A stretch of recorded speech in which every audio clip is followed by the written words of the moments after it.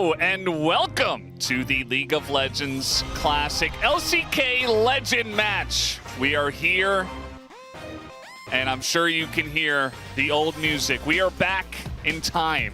And speaking of that, of course, I am Valdez. With me today is LS, aka Low Standards. How are you doing today, LS? Good to have you back. Doing fantastic. It has been 6 years, and so truly it does entertain the Classic experience as we're going to see the LCK Classic match kick off here and take a trip down memory lane. Yeah, that's really the whole idea. We've got the old intro back, which I recorded, which was really cool. Obviously, we have all the old players that are going to be the legends for today. We have League of Legends Classic, obviously. I think this is how it's all coinciding with this for League of Legends Classic. It's just an awesome time to be alive that we can go back in time and relive the old days where we used to play League of Legends back when we were younger. Yeah, and honestly, today there are some indeed legends that are going to be playing in this match. We're going to be going all the way back in time. We have even a world champion playing, obviously, in the match here, and I'm curious to see what they're going to end up drafting and how they're going to approach the series, but here's going to be the format. Yeah, so today we are going to have 3 games, regardless of what happens in the first 2. So technically a best of 3, but we're playing all 3 games regardless. And the last game is going to be blind pick, like the old days. And side selection was won here by Najinsi CJKT. And we are going to have an MVP for each game. The final MVP will be awarded a monitor from LG Ultra Gear, so thanks to them. If you're new to League of Legends, you might not recognize a lot of these champions, but I do encourage you to go play League of Legends Classic because you'll learn a lot about the way things were. Yeah, the way that things were once upon a time. So we're going to have all these available champions. It's going to be 2 bans per team, so not quite what it is nowadays. And so even though there is a restricted roster, there is still a lot of open possibilities for team compositions, and some champs are entirely different than they are in modern day League, and I'm curious if we'll actually see any of the players' star champion picks that they used to have way back in the day. I mean, it is a show match at the end of the day, this legend match we have here, so I would expect the players to do it at least once for this best of 3. So it's going to be a lot of fun to watch and see which champions do come out, which builds they are going to go for, because different items as well from the past where, you know, you might expect Tank Scion. We might not get that here today. We might see a very different Scion today. Just so many things to go over, and I think it's going to be really fun to kind of react in a nostalgic manner as it's happening, rather than predicting and being like, yeah, I remember like this build and stuff like that. So I'm really looking forward to it. LS, when was the last time we cast together as well? 6 years ago. 6 years ago. Yep. My very last cast was with Atlas. It was the Dom1 series at Worlds here at Lol Park. So this is my first time back, and that's crazy. How does it feel to be back? It feels, honestly, it's very nice. Yeah. Very, very nice. A lot of nostalgia and everything. So the caster chair. How does it feel? Honestly, I remember you know, sometimes it's like riding a bike. Yeah. You get right back into it, you know, and everything's totally fine. And we'll see if Insect maybe on his Lee Sin is going to be able to get right back into it, or Looper on his Singed, and what type of champions they're going to default to. But let's take a look at the team profile. Yeah, so the name of the team is Samsung SKT. We do have 4 former Samsung players plus Piglet, so that's where we do get the name from. Some big legends here, some players that played for a long time, some that played for just a short period of time, but were legendary in those years where they played and won big championships. Like guys like Kuro or Captain Jack, you might recognize them from even their time working at the LCK as well, when they were analysts and working on the broadcast with us here. Even Gorilla as well. Insect Kick, if you've heard that before, we say that all the time. It's Captain a real Jack person. Yeah, Captain exactly. Jack, the Captain Jack cleanse is named after this player. The Lee Sin, the Insect Kick, is named after Insect. Looper, obviously here on our screen, going up against MacNoon. MacNoon, iconic way back in the day. He also had a short stint in North America where he was on F5 as a team, and he proxied some stuff back in the day before trying to return to Korea. Ended up becoming a streamer temporarily on BBQ as well. And Looper went on to win Worlds.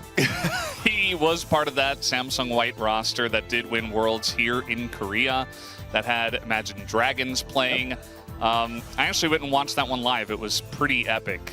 And speaking of which, we do have some more champions as well. Spirit up against Insec in the jungle. LCK champions in their own right. And Spirit, he was one of the more creative junglers even towards the end. When we were at the precipice of the full clearing style, Spirit was one of the few players that would do the unconventional champion picks, and we'll see if he does anything unconventional here today in this classic match. He eventually, late in his career, transitioned to support and was playing weird stuff like Jarvan support, AP with the Zhonyas and stuff. He's always been a very thinking man's game kind of jungler, so a very cool guy to watch. And obviously Insec is he is a champion of the LPL. You might only know him for his LCK, or rather his Insec kick, but this guy was at Worlds. He was a runner-up. He is a legend in his own right, just based off of what he's been able to achieve. Also has been on like 9 different teams, which we did see there at the top. And now we have Pawn versus Kuro. And Pawn being here, this is, I think, what a lot of people are maybe anticipating, seeing how he's going to end up performing, because he ended up disappearing towards the end of LCK, and it was always sort of a big what if in terms of is he going to be in shape. Pawn's also one of the youngest players that is here in the Classic match. There's some LCK players still today that are older than Pawn that are playing, and Pawn was around for a while, very solid, one of the best mids in the world at his time, and Kuro, the true gatekeeper back in the day, the Gate Guardian, and Kuro was iconic on so many different picks, notably the Victor. It was so difficult to move his Victor back in the day, and I'm interested to see if we're going to get to see it here today. Yeah, he was known as an Anivia one-trick before turning pro. Also, his ID comes from a combination of Mokuza, a guy who played way, way back here in Korea, and Froggen. So, Ku-Ro, the Ro from Froggen. I didn't know that, actually, until I saw that here today. So that's pretty cool to learn a little bit more about Kuro. As here's Piglet versus Captain Jack. Yes, Graves there for Captain Jack. That is an AD carry. Here in this version of the game, Captain Jack cleanse, but also Piglet, who had a very big career not only here in Korea, but obviously as a world's champion as well. Yeah, one of the world's winners is Piglet, and he's been having a coaching career and doing things of that nature as of late. Still plays solo queue, still active. Captain Jack, someone I remember quite fondly, obviously the Captain Jack cleanse, a very iconic champions, and so exciting to actually see these two players end up colliding again. That really does feel like blast from the past, because those are two of the ADCs that shaped LCK. And here we have Heart versus Gorilla. Heart was an LCK champion back in 2014 for Samsung Blue, I believe. And Gorilla, obviously, he was around for a very long time. So even some of our current viewers probably even remember watching Gorilla playing or even coaching over at Sandbox Gaming when they were Sandbox Gaming, currently BNK FearX. So this guy has had a pretty mammoth career in terms of how many different places he's been. Yeah, and Gorilla, honestly, one of the big what-ifs at the very end, a lot of people don't know, he came very close to going overseas. And if that happened, especially at the very start of the big boom in the West with franchising, what that could have maybe done. And then Heart, honestly, it feels like Speak of the Devil, He Will Appear. Me and Easyhoon just talking about him the other day, and now seeing him here, very cool. We all used to live together back at MVP, and we're going to take it over to Trash Talk now.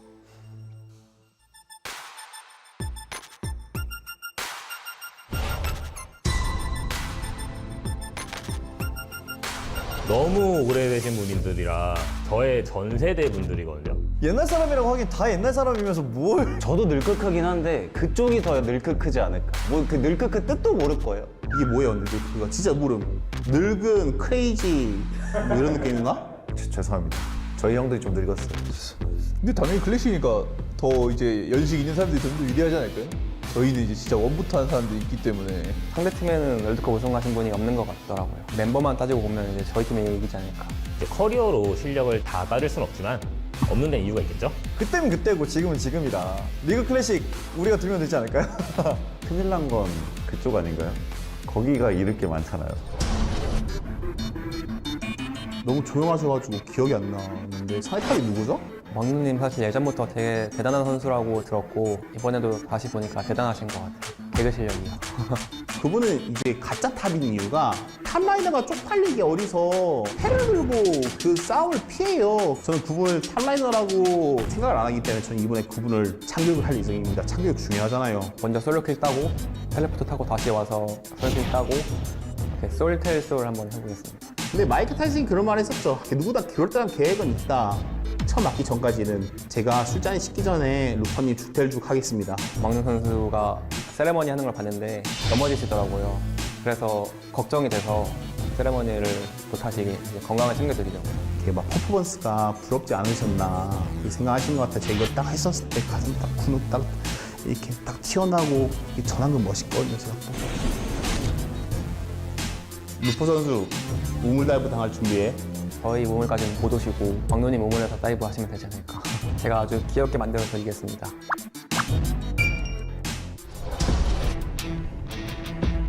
인색 선수 하면은 유명한 일화가 하나 있잖아요. 혹시 오늘도 그런 옛말이 떠오르네요. 사람은 안 변한다. 아이고 안녕하세요 유입니다. 뭐 저는 이제 기차표는 예매하고 잘 다니고 있고요. 뭐 보여드릴까요? 예매 잘 하고 다니고 있고요. 놓치는 없이 잘 다니고 있습니다. 인색 선수 탑솔러 아닌가요? 아 정글러는 도저히 기억이 없는데. 저는 이제 이 새끼 걸 그래도 붉은 한 줄 남겼는데 클린이 뭐 당긴 게 크게 없지 않나. 인색 선수 하면은 이제 고통받는 짤방 뭐 이런 게 되게 유명하잖아요. 하는 그 뭐 그런 표정이었던 것 같은데. 누가 더 점물의 원도를 보여드리겠습니다. 한번 제대로 뜯어봅시다.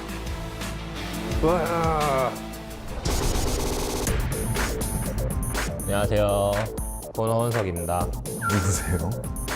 원석이가 프로 때는 좀 부했잖아요? 은퇴하고 살 빠지고 나서는 롤력이 조금 줄긴 했어요. 그때 그 원석이가 아니에요. 그래서 막눈 형님한테 졌나?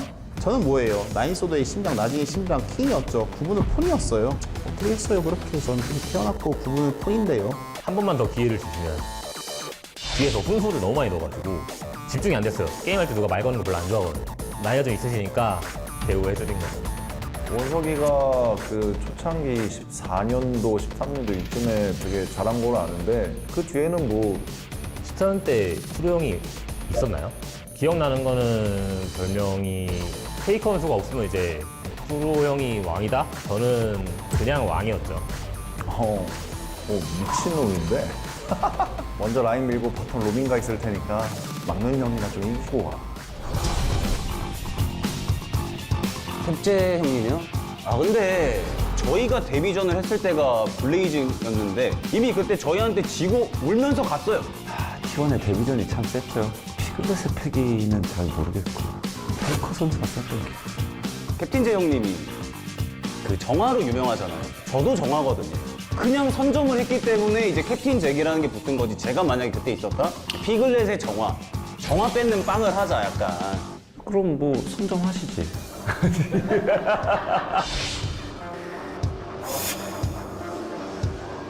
아 편하구만. 이제 T1에서 썼던 유니폼인데 좋네요. 들어오세요 캡틴제. 피글렛 선수, 당신의 멤버는 T1이 아닙니다. 상대 보티오보다 라인전에서 밀릴 것 같지도 않고 한타에서도 저희가 더 잘할 수 있을 것 같은데요. 한타도 나보다 못하면서 아직도 못하는 사람들을 굉장히 싫어하는데 캡틴잭 형님은 생각해본 적이 없어서 대상에서 제외 찢어버리겠습니다. 자존감이 좀 하늘을 찌르고 있달까? 피글렛 선수 그렇게 다니시면 부러져요. 고릴라 선수 같은 경우에는 저를 이겨본 적이 거의 없을걸요. 고릴라 선수는 사실 뭐 그때 당시에 그냥 그런 선수가 있구나 뭐 이 정도? 14년도 이제 스프링 결승 생각나도록 만들어 드리겠습니다. 아직도 그 얘기를 하고 다닌다고요? 88이면은 저랑 6살 차이면 39인 거죠? 곧 앞이 이제 4로 바뀌시는데 소목도 좀 다치신 걸로 봤거든요. 마우스 움직이면서 제어하면 되죠. 제가 역으로 이겨드리겠습니다. 좀 시험시험 하십시오. 네. 그 옛날 당시에 용산에서 줄 서서 기다리고 그 플라스틱 의자에 앉아가지고 경기를 그때 봐주셨던 정말 많은 팬분들이 있었거든요. 그때의 추억이 많이 되살아나셨으면 좋겠습니다. 저희가 사실 나이가 들어서 게임 오래 하면 피곤하거든요. 그래서 2대0으로 빠르게 끝내고 칼퇴근하겠습니다. Thanks for remembering me. Legends never die. 옛날의 저로 다시 돌아가서 공격성 있는 한 마리의 맹수 같은 그런 모습을 보여드리고 싶습니다. 딸한테 부끄럽지 않도록 열심히 하겠습니다. 화이팅! 캐리는 뭐 무조건 제가 해야죠. 아, 베인 제발 시켜주세요. 부탁드립니다. 폼은 떨어져도 클래스는 영화다란 말이 있잖아요. 그 클래스를 증명해 보겠습니다.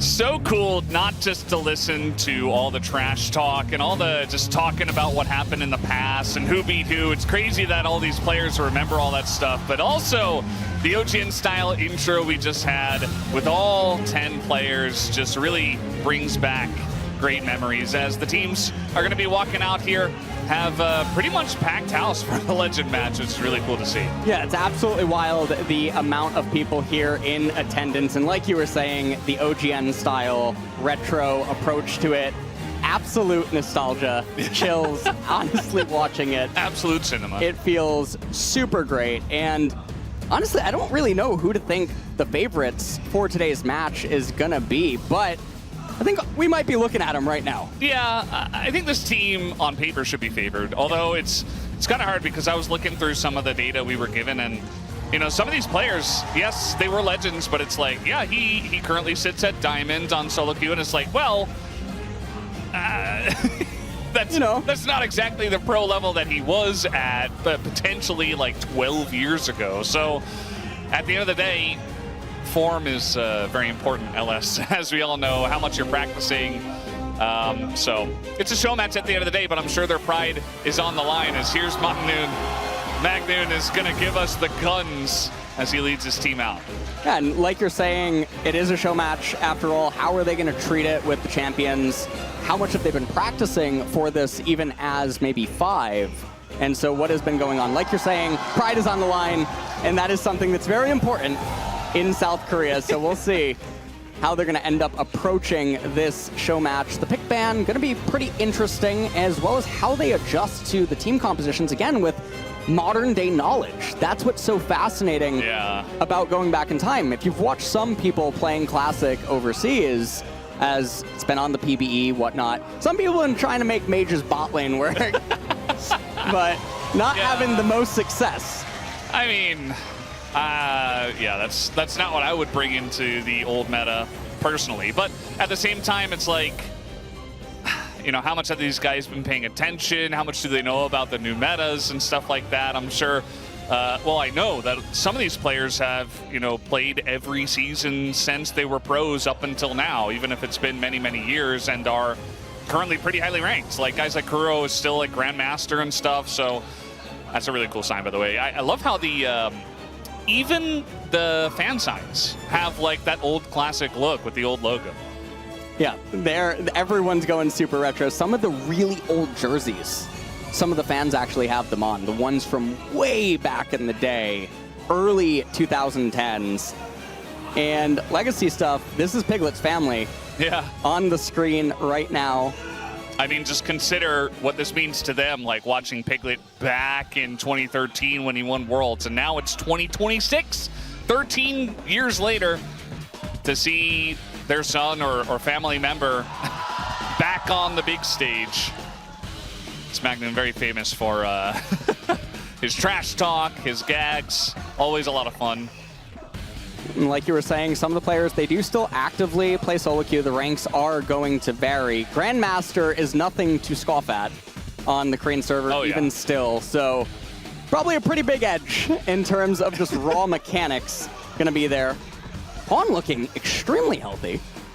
Yeah, I mean, it's been commented on many times, especially in the Korean community, his health journey, you know, going from pro gamer level to a bit bigger, and then obviously cutting down quite a lot.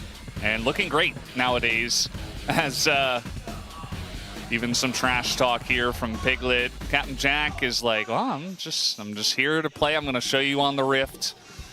The old Rift. The old Rift, Yeah. indeed.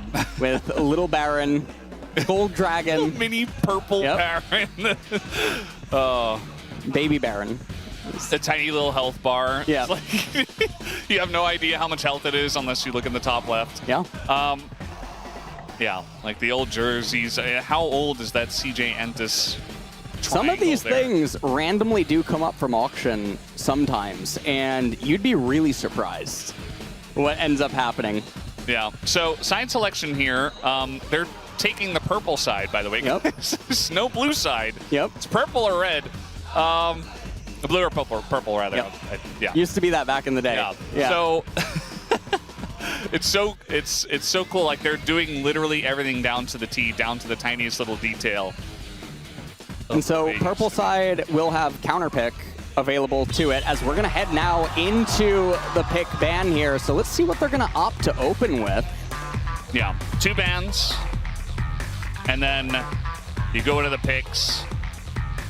And this is the old draft music as well. Yeah. So the opening music was the same. The draft music is the same.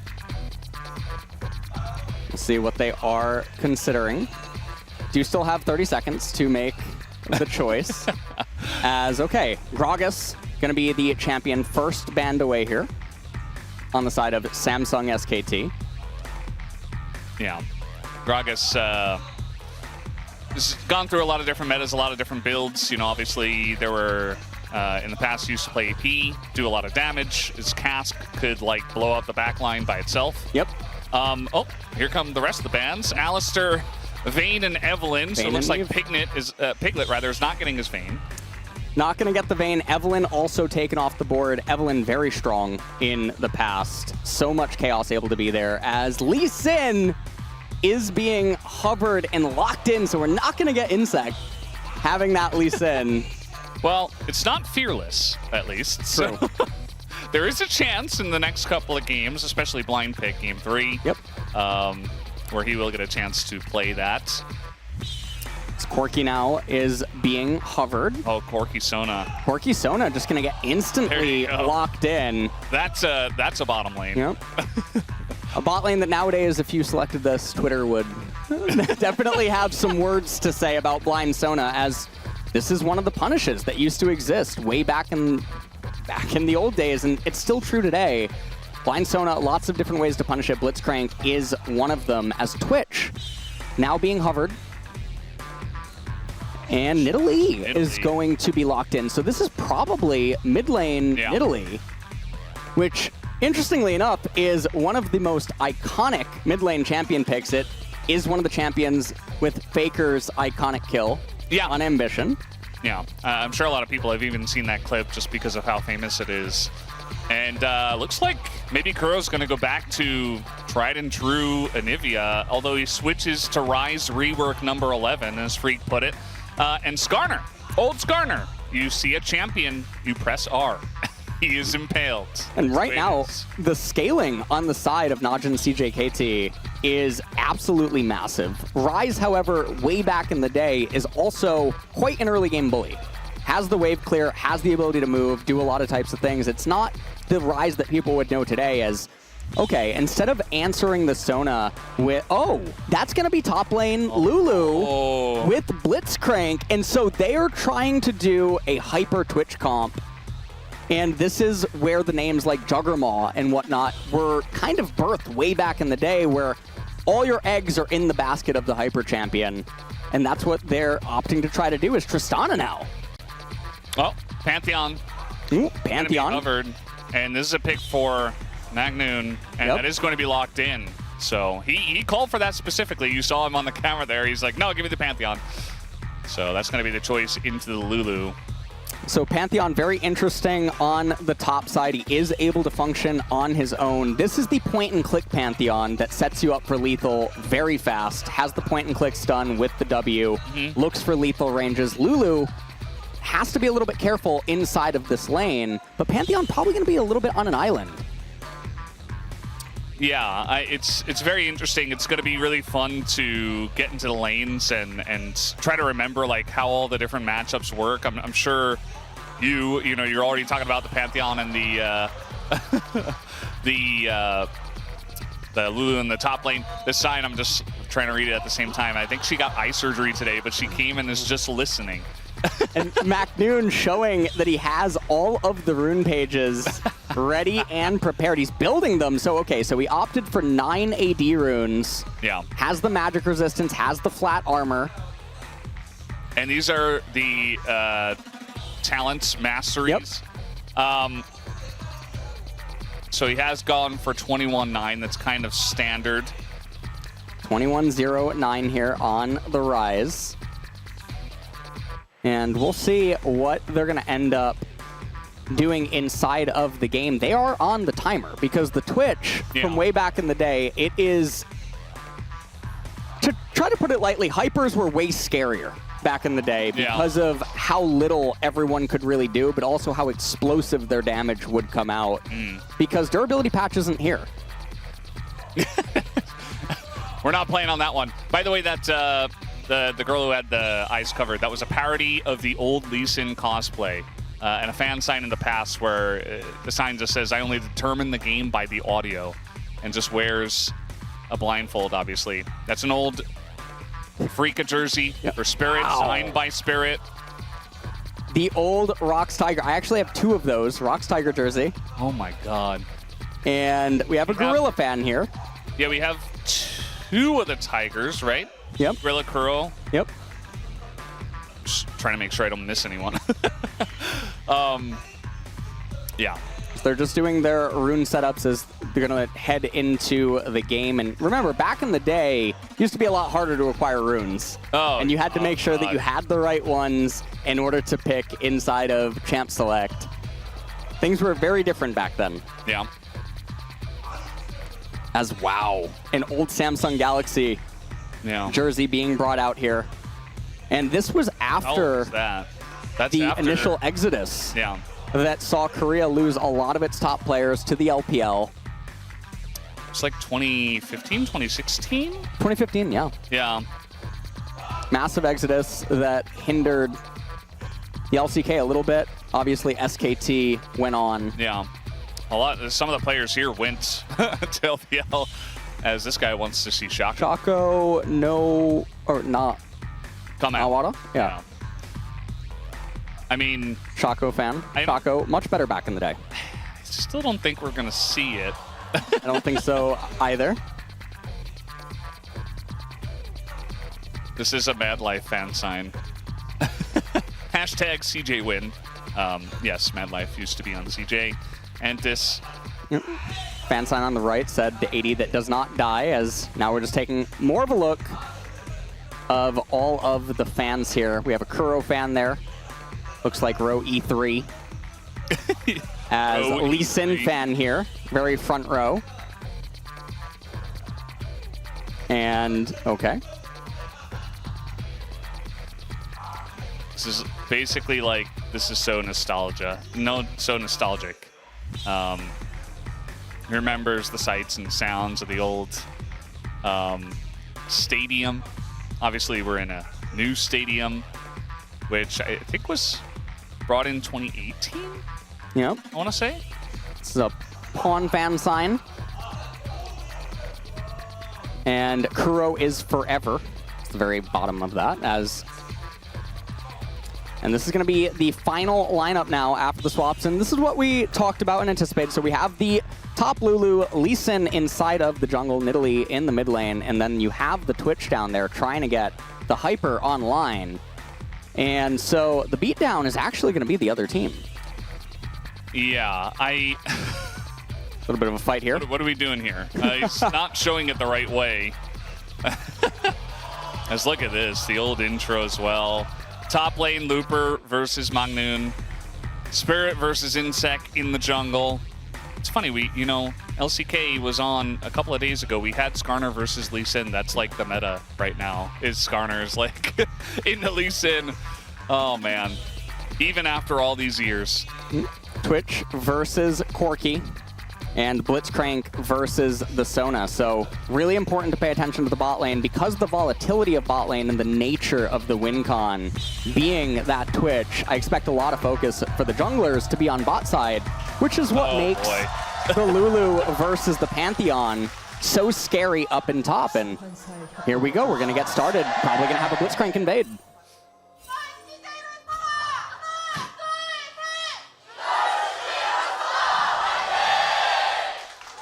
Of course, the fan chants that you hear every day at the LCK, they were birthed back in the day. And level 1 invades were a real thing for a long time, actually, after this time, but especially with the Blitzcrank coming in here, but kind of the counter invade from the side of Nods and CJKT. And take a look at what some of the players are doing. They're actually opting to not fully utilize their gold. In the event that something would happen on the invade, they can be greedier on the item purchase. And this used to be a real legitimate thing that they do, but this ward gonna spot out MacNoon. Oh no, not like this.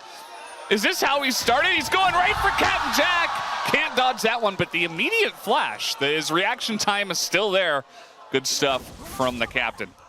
I really like that choice. They didn't elect to instantly just queue onto the Pantheon, who would then recall, run to top lane anyway, and so it would sort of defeat the purpose. The Lulu's already going to be up there as, okay, wait, no.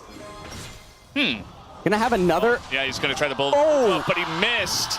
And yes, the blue buff used to have these little, tiny little dudes that used to hang out with him. That was removed in, like, I want to say, like, 2018, 2019. It's hard to remember exactly. As, yeah, this is... Ooh. The jungle used to be hard, by the way. He might die here. Oh, so close! Calculated. And he hits level 2 off of that. Hits level 2. Lee Sin looking for a 2-camp gank here. This used to be very common back in the day. As, okay, Spirit. Gonna get chunked out. Rise hurts so much. It's crazy the damage he does. And the poke out of the Sona in the bottom lane. By the way, I love how all the players, they have kind of the teams that they were on back in like 2013. Yep. I want to say is the year. And take a look at what's happening. A modern day freeze being applied. And it used to be way stronger back in the day. Riot only recently, a couple of years ago, implemented the change that makes freezing a lot more difficult. He says, he did it. It was close. I'm glad we got the replay of his reaction to that moment. Meanwhile, in mid lane, Rai is still very healthy, has that Sapphire start. This used to be totally normal. Yeah, Sapphire start, and also you used to have to buy potions, so you could buy mana potions as well as health potions. And here comes Hart. He's still level 1, by the way. Trying to gank the mid lane. Kuro does have his flash. Look at how much damage Nidalee does. As Kuro will be forced to flash away. That's a nice early flash there in mid. Kuro forced to flash away. This is the timing where Looper could be susceptible to a gank. Remember, it's just point and stun. Uses the Glitter Lance, ends up not hitting on Pantheon, so Pantheon a little bit more healthy. Yep, here comes Insect. Going in for some damage. Glitter Lance again onto MacNoon, which means that he's just, okay, Flash is into range as the targeted spear hits, but Spirit was up on the top side of the map, and another Glitter Lance hits. The Flash is there, but the Q lands, and down goes Insect. First blood to Spirit, and maybe second blood as well. MacNoon, no real way to get out of this one. Just tries to trade 2 kills, a double to Spirit in the top lane. Spirit ends up getting it. He's going to end up assisting with the push, and this was a very big break for them as we immediately look down into bottom. Gorilla very low on his monopool, but it's going to be totally fine. They have that giant minion wave there. Piglet really bleeding on his HP. Really good control being displayed by Captain Jack and Gorilla. You did not have stuff like this back in the day for lane manipulation. Yeah. As we take a look at the replay, and you can just see Looper does this really well. Hits the Glitter Lance, slows MacNoon. Looks like they got a hook in bottom lane. I mean, Flash is down here on Gorilla. Not sure exactly how that happened because Hart didn't have his Flash. And yet, they're able to get the kill here. And actually, it's his exhaust that he used. So Gorilla did hold on to his Flash. I think probably just got burst down. They're going to get that wave in. Corki not going to be able to hold it as we're looking at the jungle. Lee Sin finally going to do his reset as his camps are respawning. And remember, rubber banding comeback EXP way back in the day, as we're going to take a look at what happened. Oh, he threads that needle. Let's get this guy in the current LCK. That was a crazy hook. Just understanding like the hitbox of the minions and stuff. It's crazy. Like, I don't know exactly how much Heart's been playing nowadays, but he's definitely got the old touch still. It's McNoon shoving the wave up into top lane. There's the double D ring. The passive used to not be unique. You used to be able to stack multiple. And so Lulu in a really good position right now. Yeah. Chalice here for Pawn, which... Oh, this is a very nice hook angle, but he doesn't go for it yet. He's going around. Yeah, he's going to look to see if Skarner might end up actually being here. Oh. Crazy angle. And just a little bit too opportunistic, I would say. I think if they just stayed in the river brush, probably would have found an angle. Cast going down by Twitch. Now proximity of the minion wave means that this will eventually unlock. So all things are going to be fine there. Lee Sin kind of playing how the junglers used to play back in the day, looking for these early game ganks, looking to try to manipulate something for his laners. As Looper forced to use his ultimate. McNoon also now has level 6. Now, back in the day, sometimes Pantheons wouldn't skill their R at level 6. They would keep putting points because they're just trying to endlessly look for lethal. Yeah. And, I mean, I don't know how much lethal he's going to find, especially being put behind and against a Lulu. But, you know, maybe if the Skarner comes up here, maybe if Insect does go there. As Hart is looking for the play now, he's going to get the knock up here on a Gorilla, trying to get the flash out of him. And the flash comes in, but Spirit follows anyway. Spirit is right back onto the Rift with 3 kills already. Pawn now. Gonna have to go Cougar and go over the wall. Just elects to flash and does get away. Wants to flash there, still has a lot of sustain inside of the potions, doesn't want to immediately get chunked out, have to reset. He has that Chalice, which is available as, okay, Insect, gonna be spotted. Yeah, trying to go for the timing on the red buff spawn, so nice there from Insect. Dodges the spear, which was blind, but kind of understood that he would be there. Hart trying to figure out if he is here. And now the knockup comes in, and all of a sudden, Insect in a bit of trouble. The kick is there, and one spear would end it, but he misses it. And now the Rise getting some damage in, picks up a double, immediately traded back as Pawn will pick up the red buff and the kill. And so Pawn picks up the red buff and the kill. Insect just narrowly able to escape there. As we're going to take a look at this kill from moments ago. Hart just runs in really standard. Sona has the flash. And so I thought that was beautiful. It looked like it was a 2-for-1 hook attempt. Lee Sin able to follow up, and so if Corki got hit there, there would have been a very big win. Spirit tries to come in here, doesn't have his E available because he had just finished clearing the red buff camp, and so Insect very fortunate there, otherwise it was a 2-for-2. Yeah, absolutely. Kind of a very aggressive trade that was taken, even though Spirit was very low. Spirit does end up dying. Has his Brutalizer online, though, so he's going to be doing some insane damage. And one thing to note for the top lane, by the way, guys, McNoon is having a little bit of trouble dealing with all the poke. This is the way that AP Lulu used to work, where it's like you get hit by a Glitter Lance, and it's not just, oh, I got slowed a little bit. It's like, oh, my health bar just got chunked for 20%. Like, oh no. I guess I just don't get to play the game. And here's Hart and Piglet in the top lane. Yep, and lane swap is happening. And remember, there's not the old type of turret resistances that used to exist. So lane swap here being utilized to try to get the Twitch into that open mid game where things become a lot safer. McNoon first forced to flash away there. And they're doing this to open up the map. They're trying to make it so in a world where Herald, Void Grubs, these things don't exist, Dragon Soul, Elder, you want the map to just be opened up so that there's less variance that's possible in terms of objectives that you want to capture. And this wasn't a concept that really started to be grasped and understood until almost the early 2020s. Yeah. It's insane how long it takes for, ooh! That was very close. If that hits, he dies. He does have barrier and flash, by the way, so Captain Jack very much expecting not to get hit by that. Knowing the ranges very well of the Nidalee Spear. And, I mean, it's a great point you make, especially because it's very important to get Piglet more online. He is still behind about 22 CS on the Corki that has just kind of been left to solo in the bot lane. So, gotta catch up, gotta get that Switch online, otherwise this comp not gonna function all too well as the game comes along. And that's why they're trying to do these lane swaps. Now, back in the day, bot lane would go from bot lane to mid lane, whereas modern day, you have bot lane go to top, is the typical thing. And that's because of the evolution of mages in mid now. They can wave clear, they have lost chapter. And back in the day, it was harder for the monopools in order to be kept up without that second blue buff. And so they've planted Twitch here in mid. Junglers are just continuing to clear. And if you're wondering why isn't there more obsession about the Dragon, well, it's because it's not giving permanent stats. It's not leading towards an inevitability endgame. It's just gold. That's it. You would get an advantage. You take the Dragon, you get gold. Sometimes your jungler would just, you know, take it, you just get gold. And it wasn't as big of a deal. That hook is insane! Heart is on fire tonight! Big Sono, though the turn comes in. Pawn has to jump away.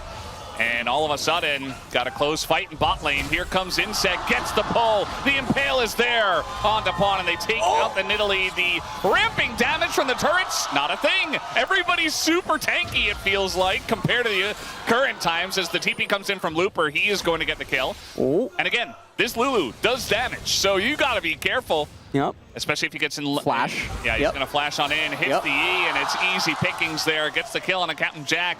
And even Insect... Oh, nice little wave for Spirit to get in. Gonna hit the Sonic Wave on the minions, but Old Skarner very fast. Old Skarner very quick, able to get away there, has the mobility boots as well as soon as he's out of the combat. And meanwhile, Kuro, he's continuing to power farm. He is level 10, has the tier, has the catalyst. Take a look at how this all started. This was a beautiful hook here onto Captain Jack. They just barely can't see in that fog of war. Crescendo comes out, really nice double stun. A lot of damage going out. Obviously, Insect waiting for the minions to hold that aggro. Just runs right past. He has the mobility boots. Movement speed can't really be challenged. Okay, MacNoon. Yeah, he's in trouble this time, especially with the Nidalee right on top of him. Insect is here, but alone. Not going to take the 1v2. And unfortunately for MacNoon, this top Pantheon not really getting much value, especially compared to the 2-0-2 Lulu from Looper so far. And Spirit's just going to take some gold. Yeah, and Spirit, I mean, it's global gold. Yeah. So the entire team but gets a lot of gold. Yeah. It's just not what you would expect. It's a minion wave, yeah. pretty much. Or almost a cannon wave would be more accurate. And then you don't know when it's coming back up until it ends up spawning. So you have to actually manually look at the timer that you take it at. And you had to do this for all the camps back in the day. Yep. Nowadays, it's like you just look at your mini-map. You hit tab. Riot's got a little, it's got a little, what is it, an hourglass there for you, so you know exactly when it's coming up. You can hover over it, see the exact timer. Yeah, we used to have it hard back in the day. Stationary scanners as well, by the way. Doesn't follow the champion. Hard is on the run, and he is going to get away. Blitzcrank pretty fast. He does walk straight into the Rise. Not sure about that. Flash is away. Has to follow Flash, does the Rise, and now we get a hook coming in onto Spirit with the Impale. And that's 2 kills all of a sudden over to Najin's CJKT. Yeah, and that's very big. Kuro getting more and more fed. Rise is going to be one of the champions that's able to contend with the Twitch in the later stages. Rise used to be really funny in that he was an early game bully that had late game hyper damage potential, and it just didn't make sense because he was also a tank. Sort of like what Warren used to be once upon a time. The Mage, Warlock, Death Knight, Assassin, Warden. That's an LS classic. I'm glad we're bringing back all the classic memes for the classic match. Yeah. And we see how this initiates. Just a little bit too close to Kuro. Piglet doesn't have the ability to free deal here, doesn't have Lulu. Ooh. And yeah, unfortunately, Nidalee, if you don't hit the spears, it doesn't do a whole lot. So you better hit the spears. If you do hit the spears, big boom boom damage, as we already mentioned. Yes. There's one. That was like right next to him. He already did 20%. Helps with Looper getting in there, doing a little bit of burst. Now, Baron is up and available. Not going to be something that you just expect to see taken quite immediately. Is something that can be snuck later on. As Spirit is going to move in here, has a level advantage. As the Wriggles Lantern Yep. for his item from the jungle. As now the hook is going to come in. Insec is in a bit of trouble. Again, Goes he there can't on- go through walls, so that's going to be the end of him. As now trying to tank up for Pawn, who does get a little bit of help. Spirit has to go in, doesn't quite land the kick. Not sure what happened there. Hops over to Hart, who's able to taxi for his Lee Sin. Yeah, okay, instant hop away. Very close to just being able to do that. Insec onto Captain Jack, but not quite able to, I guess, mechanically input it. Looper doing a type of freeze. Now the lane's going to entirely reset. He's going to look for his own reset as the gold score, it's only about a 2,000 advantage. Yeah, I mean, it's a relatively close game so far. Yeah. This was a pretty deep invade from them to steal the red buff. A little bit of a late reaction there from Insect, seeing them on his screen. And so he comes in and take a look at what Spirit does here. He does the Q. And let's see what... Oh, he lost vision Yeah. of the bush, and so it canceled. That's very unfortunate. Yes. He wanted to be the Insec. He does not do that. Trying to flash behind Captain Jack and then kick. And I almost said KT because of KT Insec, but Najin, CJ, KT, as a team, I do like how they're kind of counter pushing into the enemy jungle. We just saw, you know, Spirit and Heart going and taking the red. They're kind of attempting to do the same thing as here we go. Pantheon ult and the Impale comes in straight into the open arms of Magnoon as there goes the Twitch. He goes invisible and they're not able to lock him down. Yeah, Twitch goes completely invisible there, and Pantheon just doesn't have the damage. If you look at his inventory, he has the Ionian boots, has a brutalizer with the longsword. He's just not quite dealing the damage yet, Yeah. and Skarner back in the day wasn't a damage dealer. It's primarily just a really heavy tank. Yeah, with, of course, the big ult, Yep. which, you know, you tank, you lock someone down, that's your job. That spear was pretty close there on a Gorilla, but he does not get hit by it. Has the Sight Stone already, and a pink ward, which is why we call it a pink ward. Piglet in a bit of trouble, did not expect Magnoon in the bush, as he played the Rune Kings and does get away with that slow. As now Magnoon stuck in the bush, he's going to go down as Hart here, 1v4 in the enemy jungle. Not sure how he got caught there, but it looks like a little bit of Rise gameplay. And so they end up getting a turret. Gold score staying relatively even. As, yes, Twitch picks up another kill, has that Blade of the Ruin King. The Rise almost has his tier fully stacked. We can take a look at this. Magnoon trying to set up for a lethal, but again, you can just see the inventory, it's lacking. This is the old Blade of the Ruin King active. So having the animation for it. Piglet goes a little bit too far, but it doesn't matter. Ultimate comes out by Looper just to be safe, and here it looked like Spirit and Heart were trying to kill Insect. Not quite able to. Yeah, instead just got Flash Sona ulted. Nice play from Gorilla, catching the enemy support. Mid lane turret going to go down 2, so it does feel like Samsung SKT are, you know, catching up in that manner. They are actually ahead 1 turret. The top turret is still alive here for them. Dragon now coming up. It's going to be immediately taken. So again, about a cannon wave given to every member on the team in terms of just pure gold. Yep, saw the gold there jump for everybody. Yep. As our wonderful observers are able to show that. Also jump about, you know, 1,050, 1,100 gold, I think it is. It's a decent amount, maybe a little bit less, for everybody picking up that gold. And we're just kind of back to farming. I mean, if you're Samsung SKT, you're just trying to get Piglet into a good spot and not face check bushes against Rise like Hart does. The Baron is up and available, by the way. So we'll see what they go for, because Insec is coming over here.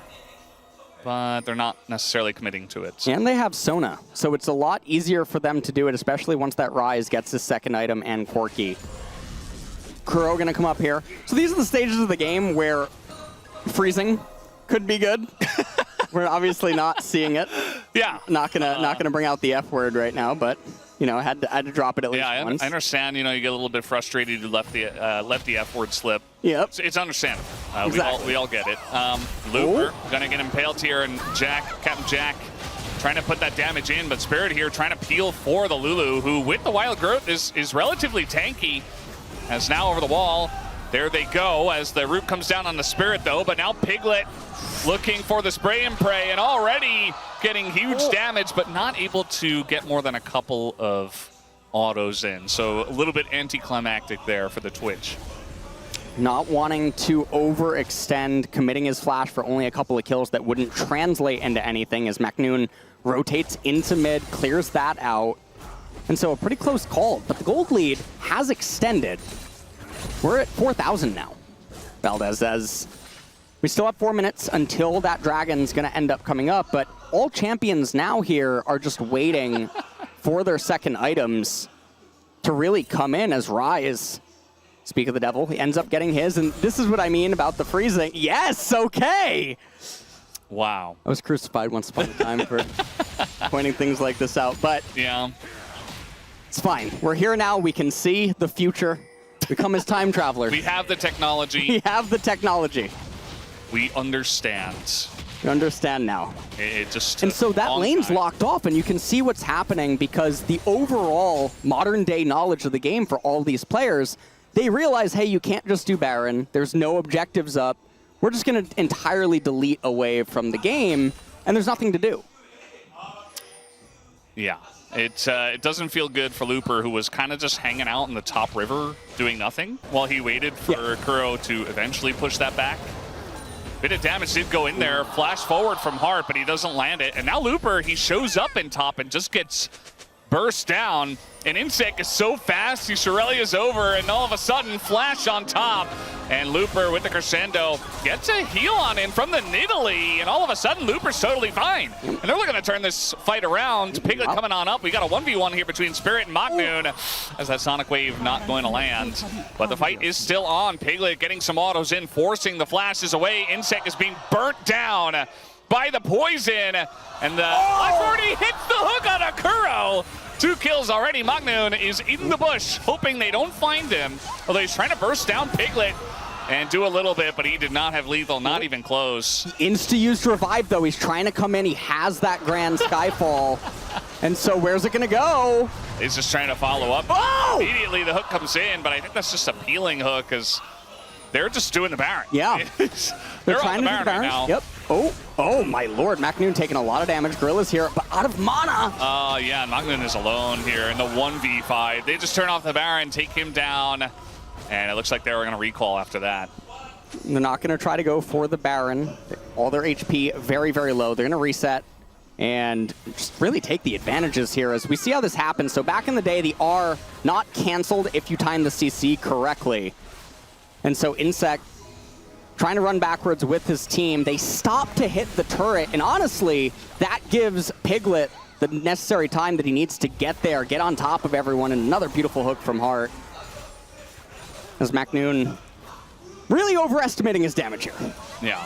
I mean, he used to be able to sit there with the E and do like insane amounts of damage, so he just QEs and hopes that he can chew through the Twitch's health bar, but only doing about half in the span of, you know, a second. So fair enough, but by himself, not enough. But you mentioned the Revive. He comes in here a little bit over-aggressive by himself and just dies. But stops the Baron, I suppose. So there is that. And there is the Trinity Force in the inventory for Corki. Interesting item choice here as QSS. Oh my lord. Yeah, that's one spear, but one impale. Gets the kill. But another spear. Oh.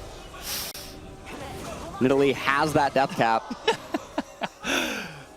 Yeah, they're just like attempting to get any sort of vision, any sort of control in their own jungle, and yet Spawn can just chuck spears in there and just say, well, you don't get to be here. You don't get to be in this bush. Trying to ult in onto Looper, but pawn is right here, so I don't know about this one, Magnoon. Oh, but okay, Kuro. look at him turn it around. Maybe it was a bait all along with the Rise, who is pretty big at this point. 5-2 is Kuro. And the rest of them are able to get away, but a nice little swing here towards Najin CJKT.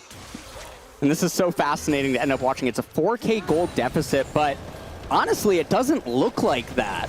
Which, back in the day, if you used to have a 4K gold deficit, teams used to say that the game would be over or that you'd be really far behind, but clearly, time traveler knowledge here, able to play in different ways. Oh no, Kuro's dead. I think he is going to do a lot of damage here on the trade. Nearly takes out Piglet. But, yeah, I mean, Hart, you know, sometimes his positioning a little bit over-aggressive, but his hooks are kind of crazy. And so the game constantly just getting reset over and over in terms of tempo and pacing, as Dragon now going to be on the agenda for Samsung SKT. Getting the wardage down, Magnoon says, take me with you, and the hook on an Insect. He's pretty tanky, though. Do they have the damage to pull through? And I think eventually they do with all the slows from the Lulu. It's just kind of disgusting what she can do. Has the Lichbane, has Magi's as well, so Looper's going to start doing some big damage soon. As they move over now, Baron is going to be on the menu. Magnoon does have that Pantheon R, but at this stage of the game, the Baron's going down very quickly. Not going to be any possibility to steal. Sona trying to hold down the fort in mid lane. As the carries, they're going to try to move out on the map. Baron, very scary in Classic. Yeah. The design is quite frightening, I do agree. Here's the hook. Yep, the hook just goes down onto the Rise. And he tries to dish out as much damage as he possibly can, but it's just not quite enough. And then Magnoon caught fishing. For what? I don't know. Yeah. He gets caught, and then he's just kind of standing there with his E up. And just dies. Yep. Baits Insect, too. 야, 이게 바로 삼성 갤럭시? This is Samsung Galaxy. Is essentially what he said, with a very fun accent. I like what Piglet was doing there. He's not immediately shoving the wave. He's trying to synchronize it, and this is what you had to do back in the day. Yeah. In order to coordinate the Baron pushes is okay. And just go invisible and kill the enemy AD carry, I suppose. Captain Jack flashing away, but it's not on time. And even with the barrier, not going to help out. And the hook is insane again. Getting Gorilla, and the crescendo just goes wide. Magnoon gets baited in. And all of a sudden, Samsung SKT are on the push in mid lane. And they're trying to go for the end. Hook's going to come up, and okay, flash out by Gorilla. I love the old camera zoom-ins as well. It's so awesome. I feel like I'm being teleported back in time. And now, Kuro's here. He's going to try to clear the wave. Yep, and these turrets do not respawn. They don't respawn, and they're super weak. Gorilla's gone. Oh! Look again! Hart is insane. Get him on a pro team already. Insect being chipped away, and this game is over. 28 minutes, no problem. No way to defend the Nexus here. And that will be first game going over to Samsung SKT. We did expect this team to be the favorite, as they're having fun. Will they throw at the last moments? The answer is no. Hart's hitting the Nexus. Down it goes. And it's 1-0. It is indeed 1-0, and the mechanics on some of the players really looking like it stands out. Kuro, however, on that Rise, looking very impressive. So maybe he's going to be able to pull something together for his team in game 2 and 3. But overall, it was pretty cool to see some of the modern-day futuristic applications of strategy here in the game by these players, as emotions are mixed all around. Yeah, I mean, you could tell that the players are having fun in this environment, but also taking it very seriously. Kuro doesn't look all too happy. And Piglet's like, yeah, look, Hart is the guy. He is him. I mean, the hooks were crazy and very aggressive, but like, hey, he didn't really miss many of them. It was really, really cool to see that level of mechanics here from the Blitzcrank. As well, okay, Gorilla, not looking like he took it too hard though, as honestly did pretty well on the Sona. Some of the crescendos were really on point, as it's panning across now to all the fans again. And remember, even in the event that it ends up being a 2-0 in the best of 3, the third game will still be played. Yeah, we're going all the way to blind pick. That is the way. Piglet Cheer Up trusts you. There was also a fan there that said, back in 2014 when I was 6 years old, my older brother taught me about League of Legends and talking about, obviously, the players that were playing back then. As Looper. Very cute ceremony. Looper's not old. And look, the next generation is watching League of Legends Classic. Yep. Probably an LCK fan as well. Magnum does not look very happy. He didn't have the best game on Pantheon, I have to say. It was really interesting. He chose Revive as a summoner spell, whereas normally Pantheon, especially back in the day, really needed to win lane. You spam out the Qs, use the Crystalline Flask, and sometimes they would even get tier because it's so dependent on keeping up that Q spam, not skilling the R at 6, and continuing to just opt for power. But he played the lane in a really weird way and approach, very defensive, very modern day way of approaching it. I mean, there was like the 2v2 that they lost in top lane, and I guess after that, he didn't have a great time. But even before that, he wasn't exactly pushing the envelope. Didn't have Ignite, even though he talked about it in the trash talk. He's like, real top laners take Ignite. He's like, yeah, I'm going to take Revive this time, guys. As we're going to go over to an interview, guys. Hello and welcome back to the caster desk. Still Valdez with LS, aka Low Standards. And we're done with game number 1 here of the LoL Classic LCK Legend match. And it was a banger already. We had a lot of fun, a lot of nostalgia in that first one. How did you feel about it, LS? I was fascinated by, obviously, the futuristic jumps in terms of strategy and things that we got to see unfold. Heart, obviously, having a stellar performance in that game number 1, but everyone really doing their part pretty much across the board. So that was really nice to see, and interested to see if they carry it over into game 2. Yeah, for me, I feel like the AP Lulu, this time in the top lane, we used to see it in the mid lane in the past. Definitely something that brought a lot of nostalgia to me because I remember playing that a lot in the mid lane personally, and was a big fan of that, and it was very popular back then. And really cool to see the different, all the players there in the booth just talking over the game with each other, actually going over what happened and what went wrong and what went right and stuff like that. Even though it's just a show match, which is pretty cool to see. And yeah, we're going to get a look at the post-game breakdown in just a moment, just to see what exactly happened in that game number 1. But it was close until it wasn't. And also, apparently on the Korean side, they were just calling Magnum kind of trash. Because he kind of was. You know, he didn't exactly have the best game. He just kept dying over and over. And well, he took Revive to do it. Yeah. So they could die faster. Yeah, he did, actually. He thought he picked Scion. Yeah. Actually, is what was really going on here. He was, you know, he thought he was the boss or something, but not quite. I see why Pantheon lost in the lore that one time to Atrox. Yeah, This was the prequel. He definitely looked like he was having fun, but then when they interviewed him, he was like not having fun at all. Like he was like, oh, I didn't play well. Like I'm going to try better next time. We're definitely going to get them in 3 games and stuff like that. They asked him if he was cosplaying Gragas as well. A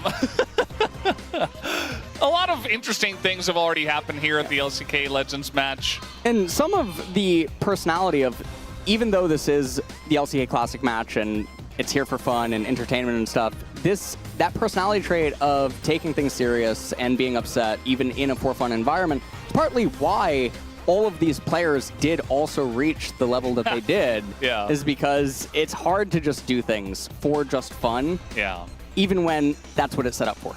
You come out here, you lose on stage, you get embarrassed. Even if you're currently platinum and you haven't played League for a very long time as any of these players, they will take it seriously, as here are the damage numbers and some of the gold, the KDA. Jungle Gap, if I've ever seen one, that's exactly what, that's how I'm reading this as Nidalee. Doing number 1, obviously a lot of spears were landed in this game, and Twitch obviously catching up, especially towards the end. We saw the damage threshold. What is really surprising is the Blitzcrank actually did a lot of damage. He landed a lot of hooks, got a lot of key silences off, and was a key part in a lot of things happening. And Kuro was never really able to come online because the map was on fire constantly. Yeah, I never really felt like we saw a big Ryze team fight. There were a couple of skirmishes and little things here and there, but he never really got to do consistent Ryze damage. And yeah, it was annoying early on, but then we were kind of in an awkward mid-game. So that is a drawing of Spider-Man. Also had 4DX there. I don't know about that, but a nice drawing, I suppose. Did you see the new Spider-Man? Absolutely not. What? 100%. Whoa! Says that she's going to smack him if she's on TV. I'm And about she to smack did. you as soon as you didn't see the new smacked- Spider-Man. She smacked him so hard. Well, we'll see. Why didn't you see it? Tell us all. I'm just not very interested in What? watching Spider-Man. I'd much rather watch Odyssey, but trying to get tickets for that at IMAX at like the big Oh, and theater, Yep. in Yongsan is just not going to happen. Yep. Legend match MVP of game number 1 will be Hart for his Blitzcrank. 1-6-14. Was honestly having a bit of chain deaths at one point in the mid game, but made up for it with so many things throughout the entire matches. We'll see if they're going to change their approach here in game number 2 and what that could end up meaning. As Samsung SKT, they're going to be on the purple side now and have the counter pick available to them. And that's honestly really scary when you're the team that has the overall, I think, advantage in terms of level spread across the players. So, yeah. We got to see bands of Alistair, Gragas, Evelyn, in vain. and Vayne In game that 1. first one. Do you think they just permaban Vayne against Piglet in 3 games? It maybe could be something that they're going to do, but let's take a look here. As, okay, MacNoon pointing to the Gragas belly, I guess. really owning leaning it. into it, yep. Yeah. Lulu banned away. Yeah, remember, guys, there's no Fearless. Yeah. This is 2013, okay? So there's none of this. He could just play Lulu all 3 games in a row. Yeah. If he really wanted to. And Blitzcrank now is also going to be banned away as Gragas and Lee Sin is going to be the target. And so Vayne is going to be open. Yeah, Vayne's open, and As also well as Eve. they're denying Insect Lee Sin twice because they picked it last time. Gangplank, I don't know about as a first pick. Pantheon being hovered. I wonder if MacNoon is one-tricking Pantheon right now in Classic. I mean, it might not have looked like it from game 1, but Pantheon is actually really strong Yeah. in this meta. It's okay. Nidalee is going to be the B1 for Team Najin CJKT as Samsung SKT. Let's take a look at how they're going to respond to the R1, R2. Now, the Nidalee is a multi-flex, and okay. Ryze also a flex at this point in time in Classic era as Jarvan is being hovered. Gonna get locked in, so Ryze Jarvan. Yeah, that was a big Spirit pick, and it was on his, we had the graphic before for all the players. Definitely one of the picks that he has a lot of games on in jungle and support later on in his career. I'm curious to see what Insect is going to play this time around. I thought his Skarner was actually pretty good. Like, it seemed like he had a good grasp of what he was meant to do. Yeah, and so now the Anivia comes in, a known modern-day answer to the Ryze, but even back in the day, thematically, Anivia is one of the best picks. The opponents are trying to run into you. You have the Nidalee for that range already. Anivia now for the zone control. Master Yi comes in as well. And this is a different kind of Master Yi than what we're used to nowadays. As Oh, yeah. Kassadin instantly selected, and so now we're going to have the swap battle where Ryze and Kassadin are going to try to play cat and mouse. I don't think MacNoon is ever playing Anivia. No, it's not going to happen. Vayne here for Piglet. Got a big cheer from the crowd. And really excited for Pawns Kassadin as well. That's going to be a lot of fun. Tristana Janna. That's a lane. Tristana Janna, so a lot of self-peel, a lot of disengage on the side of Najin CJKT. They do have a lot of scaling as well, but the interesting thing here is the Kassadin. This is the old Kassadin. This is the Rift Walk, get to level 16. This is what the statement was made from, is originating from this iteration of the champion, and he's going to have the free lane against the Anivia. So we're going to have MacNoon going up against the Rise in top lane. Alistar coming in for the Vayne, for that peeling. Yeah, Vayne Alistair, a very common duo from the past. Because you just lock them down for so long, and also you have a powerful front line for the Vayne, and it just allows her so much room to do what she needs to do. Yeah, and we saw last game the dynamic of the Rise Nidalee matchup when it does unfold that way. This might actually be Master Yi gets flexed last second as the pick ban moves off, and it could be APE top lane. But that's going to mean that Rise is going to have, for the most part, a free lane. He's going to endlessly shove in, and that's going to let the Jarvan care for the Kassadin, care for the Vayne, who are the two hypers on their team. It's been 15 years since this guy came down to the Wow, he went to the studio. Yongsan Station Esports Stadium that used to exist on the 8th floor. And that is where it used to be. As sign here on the right says Piglet Vayne. And we saw the sign earlier. Kuro is forever. Yeah. Yeah, instead of form is eternal, they say pawn is eternal, or temporary, I should say. Pawn is temporary, and Kuro is forever. Yep. As they're just doing their runes and masteries. But again, getting back to the draft, from a modern day lens, the Kassadin is really frightening and scary. And it's not that there isn't a lot of scaling for Samsung SKT, but thematically, this time around, the Najin team, they're going to have an easier time if the same type of trajectory unfolds like in Game 1. Apparently the title of Captain Jack's rune page was a bit of attack speed. And that's exactly what he had, just a little bit of attack speed mixed in. Heart here, going 0-9-21 for the Masteries. Yeah. So the screen looks over at Piglet. Said utility / support for him. What was your go-to mastery composition? Me? Back in the day? Yeah, back in the day. It always depended on the champion for the most part. Sometimes, obviously, you could mix it up and do things, but yeah, generally 21-9. But then there was the evolution where 21 in the utility tree became extremely valuable. Yeah. But I'm waiting for Mordekaiser. I What's knew you were, happening, as I have been talking about that for forever. And I'm really looking forward to him hitting classics that I can play him again. Yeah. We had some sheet music out there, a musical score. I'm not sure exactly what those notes represented. Here's the old runes page there on the left.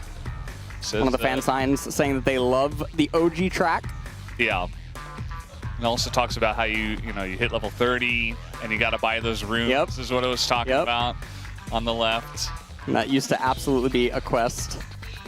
Man, it used to take forever. Even if I'm an old idiot, I still have to show up and watch the Legends match, is what the sign on the left says.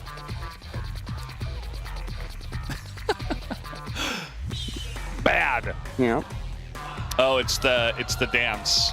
The K-pop dance that Manga is doing is, I think the song is called Bad, they said. So, yeah, that's the, if she goes on camera, she's going to do the dance. That's what it says. All right, well, loading into the game. Who do you think is going to take this one? I mean, my money's on Samsung SKT. I think they're just a better team, the players, right? Just like across the board. Again, here's the next generation. So he's going to be, current LCK is going to be his classic match. You know what his shirt reminds me? It reminds me of that Pokemon that it's like the three, you know what I'm talking about? It has like tidy up and population or something. No, the other one. Population bomb, yeah. Well, yeah, that Pokemon has it too, but maybe I got the name wrong, but it starts with like Mouse Chino or something. Something, yeah. As we're taking a look at all the matchups, Master Yi versus Jarvan, some skill expression there with the Alpha Strike timing against the knockup. Kassadin, that's the narrative of the game. Can Kassadin get to 16 and try to take everything over? As Tristana versus Vayne down in the bot lane, Janna versus Alistar. Wonder if he's going to be using the classic Alistar skin. I'm excited for Hart to just play the champ because he looked so good on Blitzcrank. I want to see if he's got it on another one. As here we go.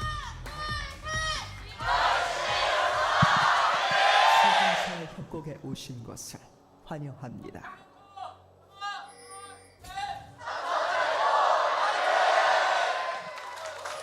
All right, here we go. Legend match game 2.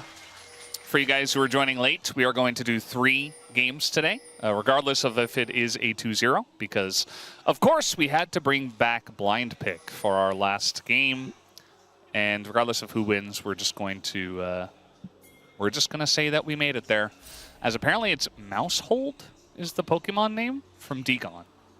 Thanks, Degon.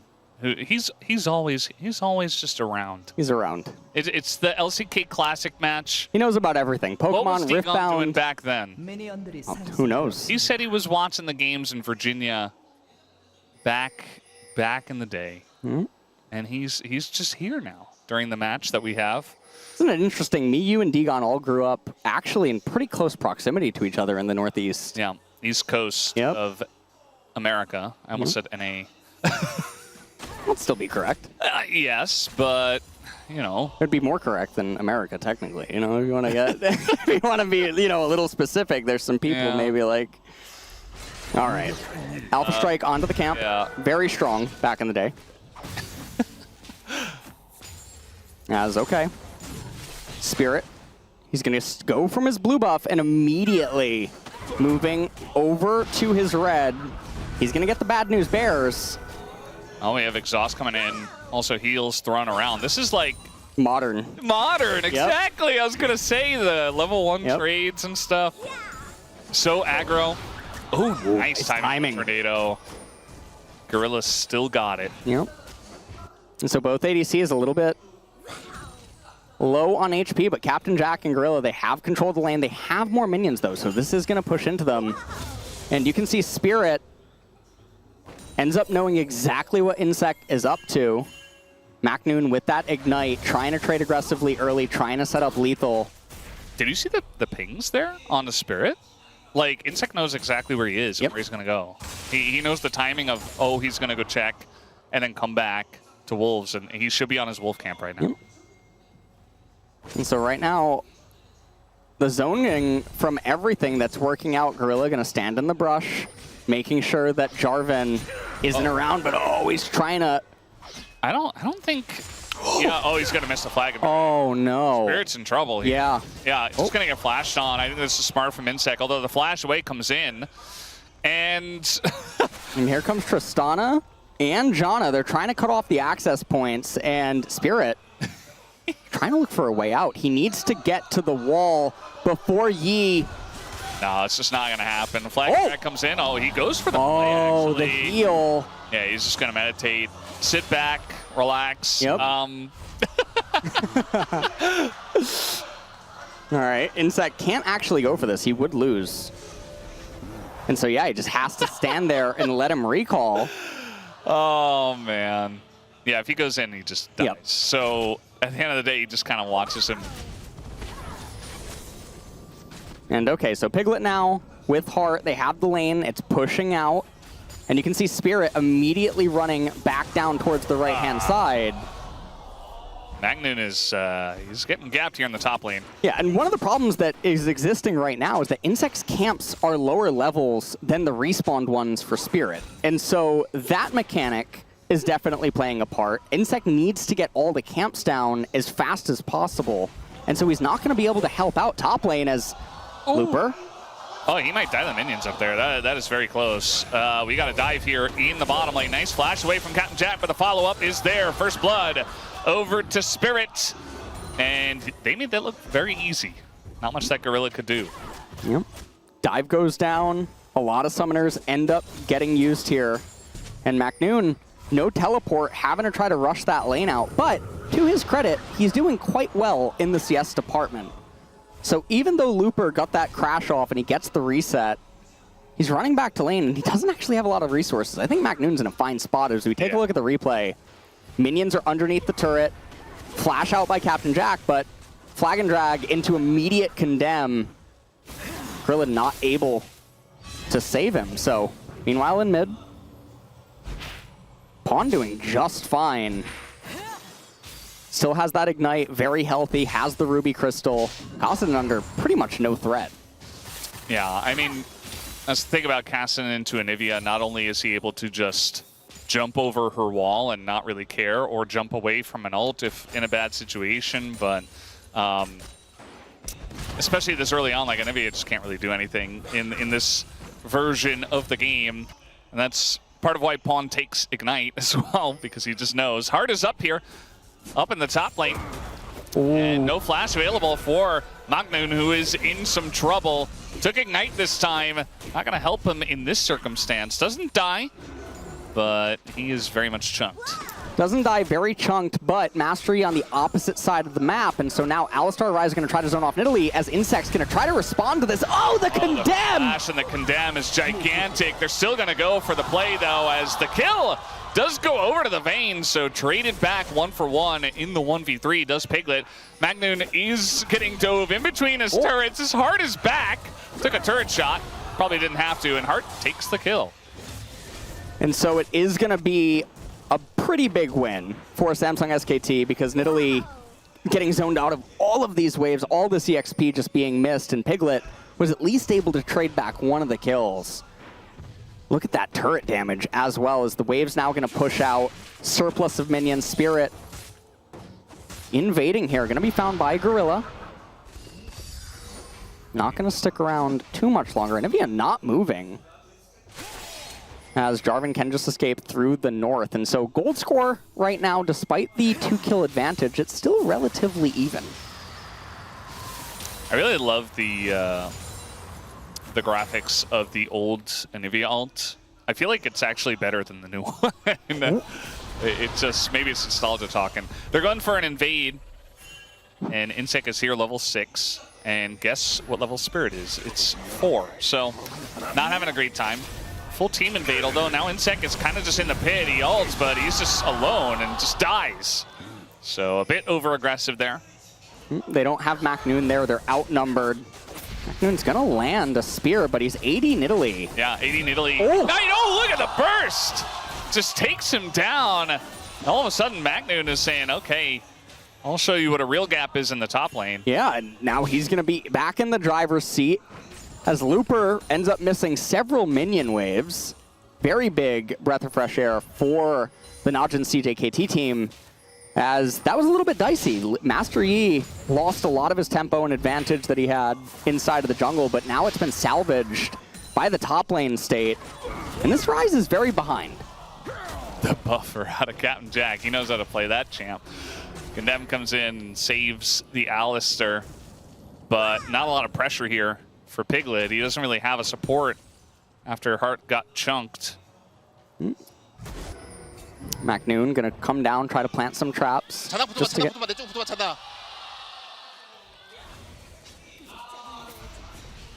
Yep. I got him. He's got dead. him. Yep. Said it's over. He's like, He's like, oh, I died of this? Yeah. Why is died of one combo, yep. Yeah. That's just the way things were. And all of a sudden, Magnoon's behind him again. And I don't think he landed his Q, actually, but this time, doesn't get the kill, takes a turret shot, and Spirit comes in and takes the kill. But, man, not the play Magnoon was looking for. Definitely not the play, as Pawn under a little bit of danger, but just going to be okay. So a kill assist goes the way of Samsung, as everything trades back in top. Force Pulse is there. Oh! Kuro's in trouble here. Ignite comes in, the Flash Cataclysm, and now Kuro goes down to the egg. And, okay, Gorilla's going to come over and try to help out a little bit, but not really going to do all too much. Now he's in an awkward spot. Oh, an Insect. Now it's going to be, yep. He's found, he's known about Flagon Dragon. Oh! Spirit already! They just burst both of them down. Here goes Piglet. Piglet's on the chase, but yeah, Captain Jack is just fine. But the 2 kills are pretty massive already. Yeah. Kassadin getting any sort of acceleration is just very good, as, okay. Smite's going to be used. Magnoon trying to chase here. I'm not quite sure why. He's 80 Jarvan. Nidalee. Yep. Yeah, Jarvan hasn't changed a whole lot. It's basically the same. And Force Pulse. Yeah. look at how much damage he takes from the minions as well. Like, it's kind of crazy. McNoon really trying to just mess with I mean, the if he gets- recall. Yeah. If he gets Oh, delayed oh. recall, maybe, but now he is trying to jump away. oh. Here comes Looper from the top rope. Just jumps in, and McNoon's aggression punished immediately. He's been running around quite a bit, trying to do things instead of just extending that lead in top lane, especially as AD Nidalee. You want to be constantly just exerting your advantage, life-stealing off the wave, hitting the turret, etc. But perhaps feeling a little bit panicked that so many things are happening around the map. And now Samsung SKT, they're starting to really run away with it. Jarvan has completely recovered inside of this game. Kassadin getting that little bit of acceleration via the kills and the assists. It's going to spell pretty bad news bears. He's already up in EXP so much as well over Kuro. And level 16, that's the timer. Yeah, the timer is very real as well. And oh, the combo here on Akuro, nothing he can do. Just getting help from Heart, from Spirit to come into mid. And I mean, they have this Kassadin who's so far ahead, but also Spirit, who you mentioned. Those Qs do insane damage. Also, Janna's really squishy. Which, you know, I feel like in current league, even if you are a support, like you have ways to kind of not get one shot. But right. It's not really the way it was. Like one Kassadin Q, one combo, I think Gorilla just dies. So it's got to be careful. And Captain Jack, he's looking for maybe some sort of a way to jump onto Piglet. Piglet not going to fall for it. He knows the wave's coming into him. There's no reason to go up as, okay, now his teammates are here. Master E, oh. Heart. Messing up the combo a little bit, not the end of the world. Kassadin has the Rod of Ages. Yeah, that's 12-minute completion. He is giga chilling in mid lane, and Spirit really hasn't gone many other places outside of mid, and now McNoon in a bit of trouble, but he is going to hop away and survive. Kuro here on a ward too, so not really much follow-up there. Okay, and Looper, level 9, McNoon at the end of that wave, still level 8, so not quite sure what that advantage is. Cataclysm. Kuro doesn't have flash, and in goes the Kassadin, down goes the Anivia. Probably going to see a lot of this in this game.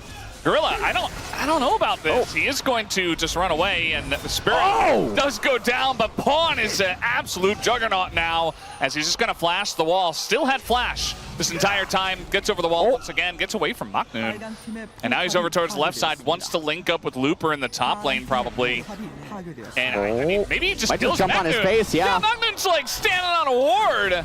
And one more Q, he's going down. Does a bit of damage, actually, but it's a trade of kills. And now Insect, without his ult, is just going to get run down here by Looper. Just going to the meditate, but eventually I think there's a rise. Not a huge amount of damage at this point in the game, but still. It's a point and click. You just cast things at him, and eventually he dies. And that's exactly what happens. So the Rise getting a couple of kills there. The Kassadin getting more assists under his belt. We'll take a look at how this transpired. So Kuro comes right back in, walks up to the minion wave a little bit too close, even though he could have been in turret range, and Spirit in the wings waiting as Pawn. Starting things up with quite a bit of damage, and Spirit seeing lethal goes in. Gorilla misaims the tornado, and so Pawn's able to do this whole thing. Sees McNoon with that ward that was about to dissipate, and McNoon handshakes this. Rise trying to make his way down. And everything ends up in their favor again. Yeah, it's the solo lanes right now I mean, and the jungle. The whole top side of the map right now for Samsung Telecom is pretty insane. And even that E that got a nice early lead in this game is just very far behind now. Pawn's level 11, so gonna get a level up on that ult, and yeah, I mean, Nivea can't deal with him. Captain Jack and Gorilla are here, and they don't even really feel all that safe against him either. Not a fun time for them. It does feel like our predictions of Samsung SKT being the stronger team today are very much coming true. Yep. In a big way. This one might be more one-sided than the first one. Yeah, this is definitely looking a lot more one-sided, especially because, again, the top side with those hypers are just so far ahead, and things are looking pretty grim, especially because the Tristana not really able to get too much ramp, even still behind the Vayne in CS. The Anivia very far behind in the context of this game, even the Master Yi as well. Yeah. They're pretty deep in the jungle. They're getting chased down here by Heart and Pawn. Looks like they will get away for now, but here comes the flash. Nice! Tornado comes through from Gorilla.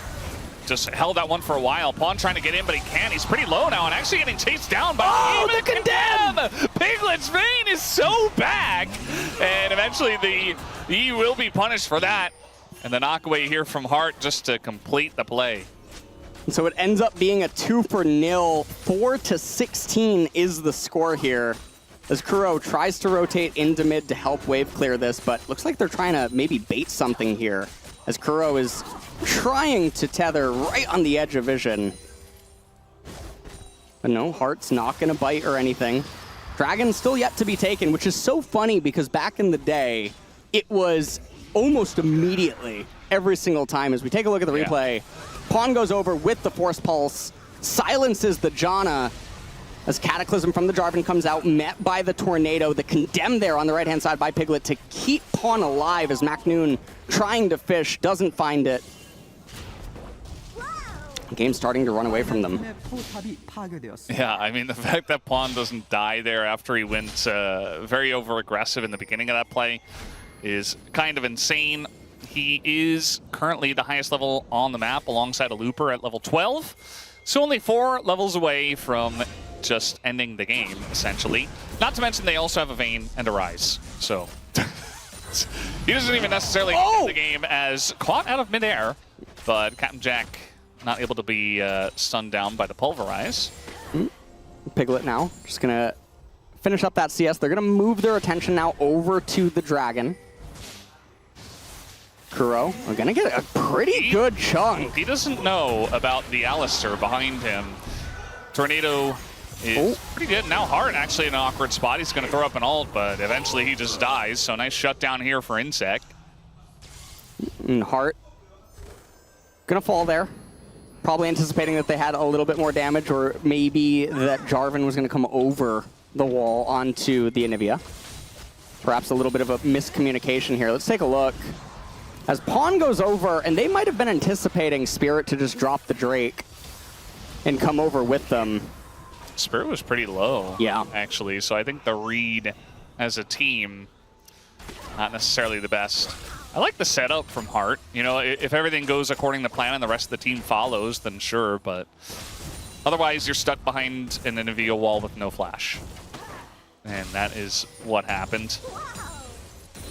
Captain Jack, I feel bad for him because in game 1 he was playing Corki and he actually played it pretty well. Like, he did some decent damage, had some good trades, laned pretty well, and it just didn't matter. And now I feel like this might happen again here in this game where he's playing Tristana, and it's like, well, you're just not quite as strong as the Vayne or the Kassadin, so good luck doing anything.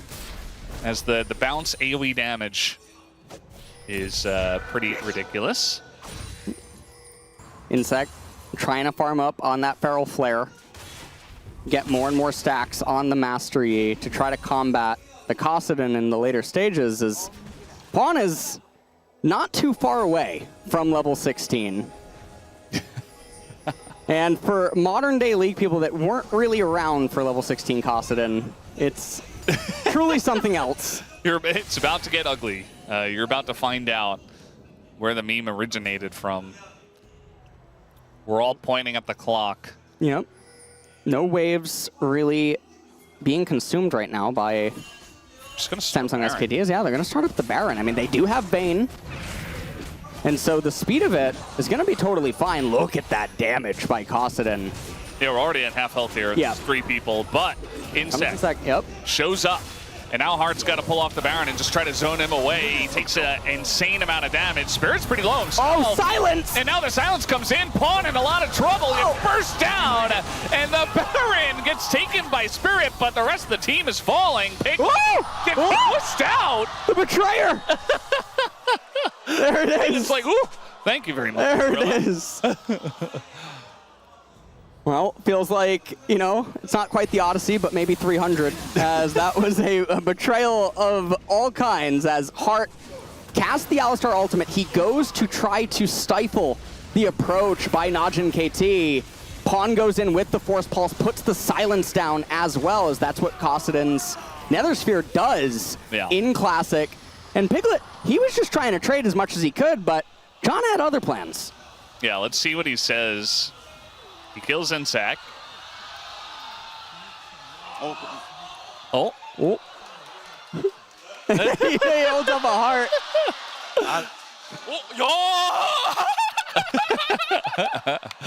Spirit clapping. Fans are just in shock. They're like, is that a League Classic thing? No, that's just Yep. Gorilla helping out a little bit.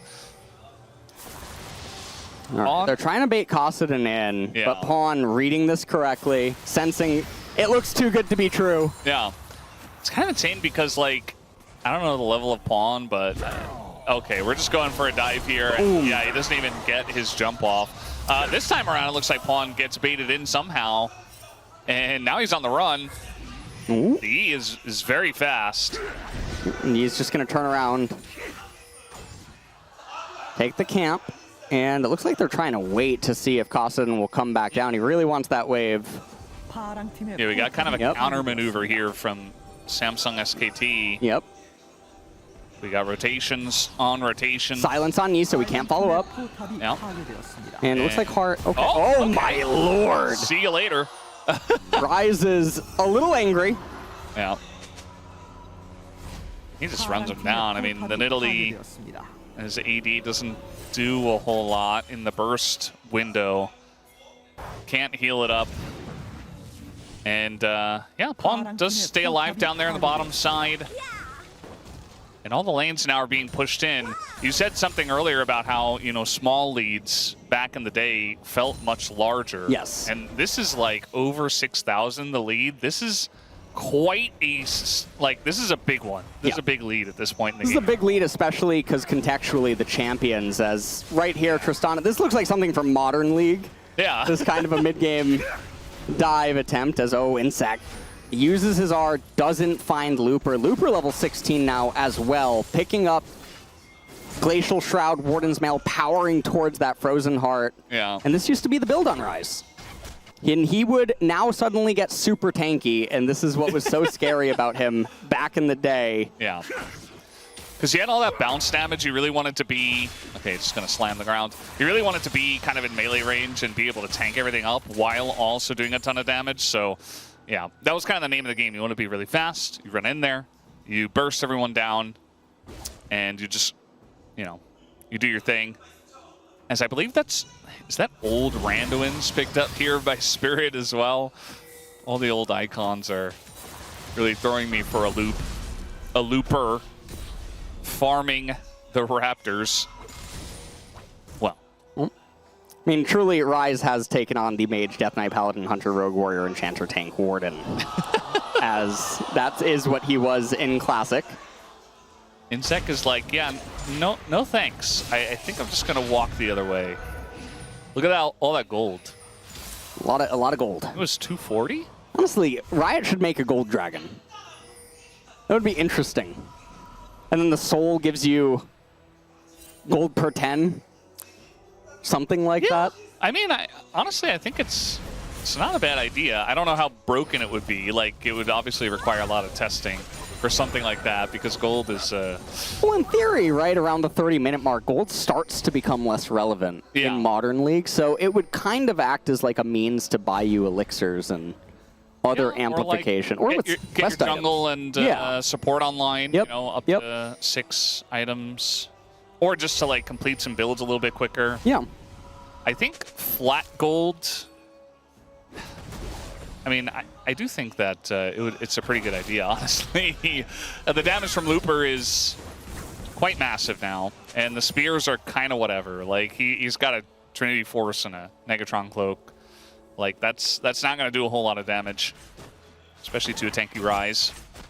Looks like they're going to just end up waiting for one more Baron to end this game. Kassadin is level 16 now. They're starting up the Baron. That's okay, Piglet. He's going to move on over as well. Has that Phantom Dancer completed. Yeah, the two of them can just take it down by themselves. Yeah. Oh my lord.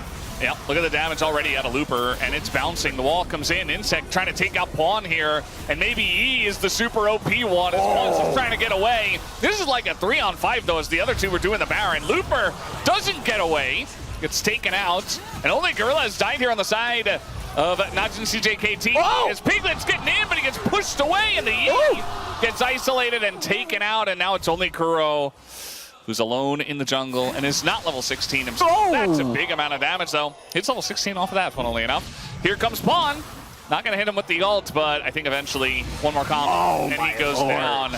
Gets him down to the egg, and Hart comes in and secures the kill for the team.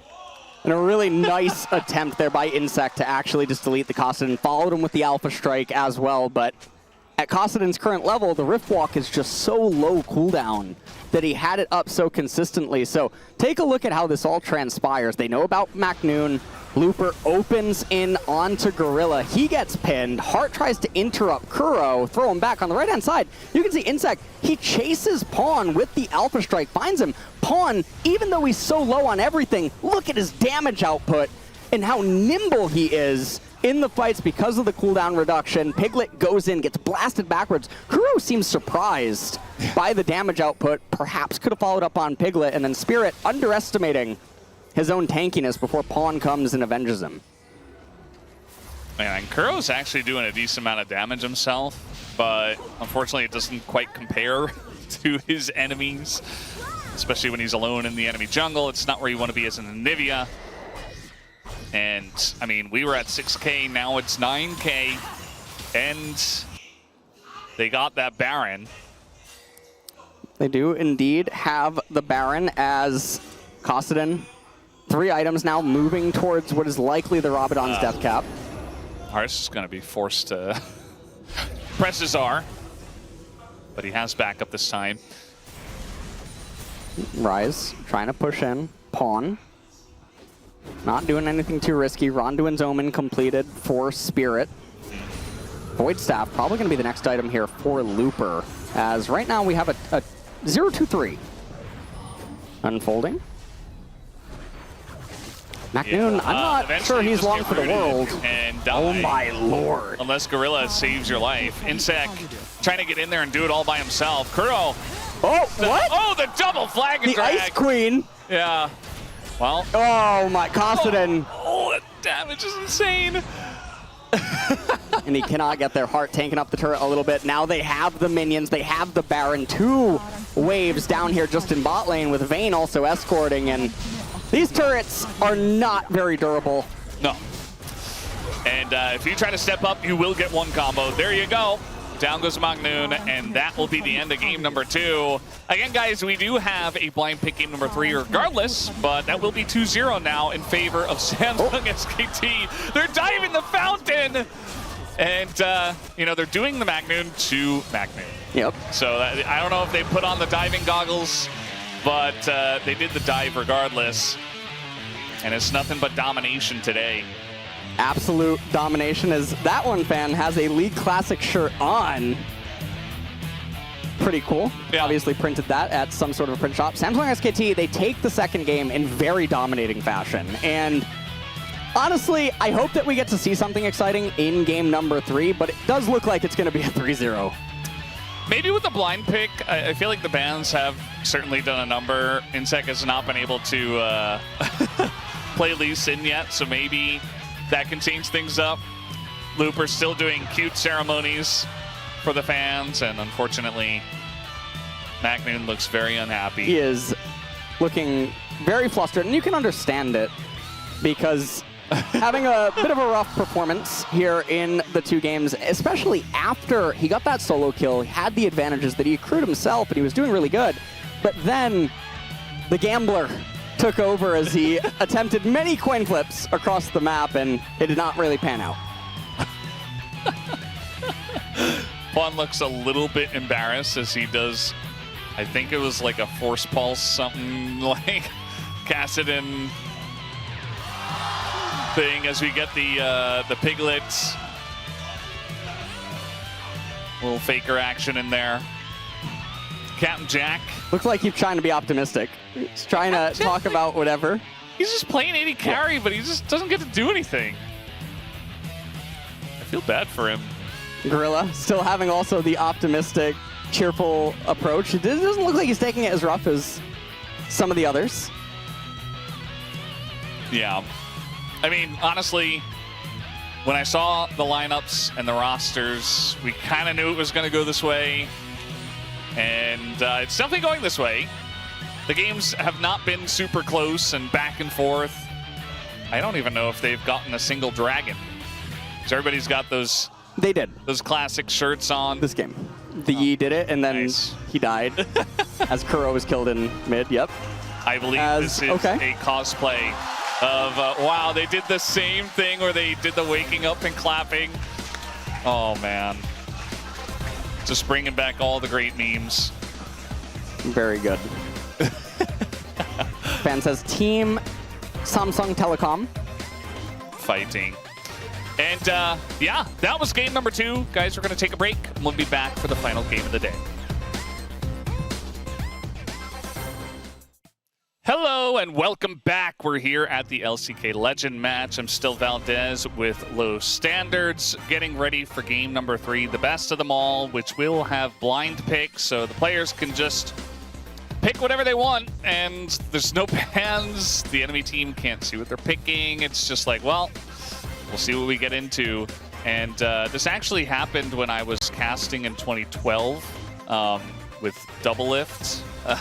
Wow. OGN. It was Zubu Frost versus CLG EU, and it went to Game 5. Yeah. And we actually did have a Game 5 blind pick in a finals Was in that Korea. The Froggen pick Diana game? Yeah.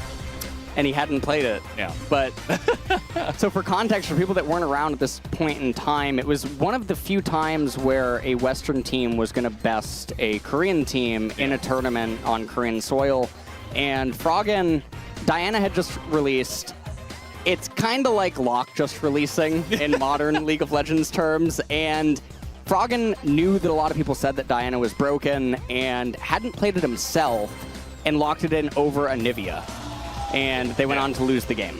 Which is crazy because obviously Froggen, a very strong player in general, but a huge Anivia player. Yep. And they assumed, well, they can't ban Anivia against him, so he's just going to play his one trick, basically. Yep. Again, I say basically because he can play their stuff, but like he was so known as an Anivia player that, yeah. And then he played Diana, and it was like, it was crazy. It was wild. We were outdoors as well. It started to rain at the end, so like it was... the fans were going crazy. It was very hot. I think it was 2012 summer, that one. And yeah, just good times. I was turning 21 that year. That was my first exposure to League of Legends as well, because I was at the Fnatic house at the time when they were boot camping. Oh, man.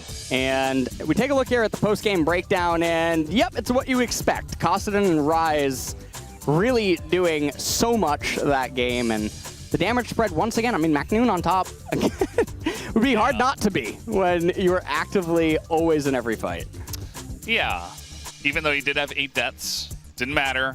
He was there every time doing damage and then dying. Not listed here are Piglet's Condemns. He had 2 crazy ones in this game. The timings of them, at least, were immaculate. And it was a really one-sided game, more so than game number 1, which was a little bit close, you know, a little back and forth, but eventually Samsung SKT took it handily. This one was kind of theirs for almost all of it. And the game almost actually slipped away from them, if you remember. Jarvan at one point was down 2 levels, Master Yi went for the invade, and they were outnumbered, and it started right there. Kassadin gets a little bit of a bounce back. Jarvan recovers, and they lost control of their advantages, and MacNoon opted to roam with his massive lead rather than try to extend it, which was an interesting choice because he was playing AD Nidalee. Which, you want to own the Just lane. only lane. You want to push Yes. the lane. Yes. You want to be a side lane menace.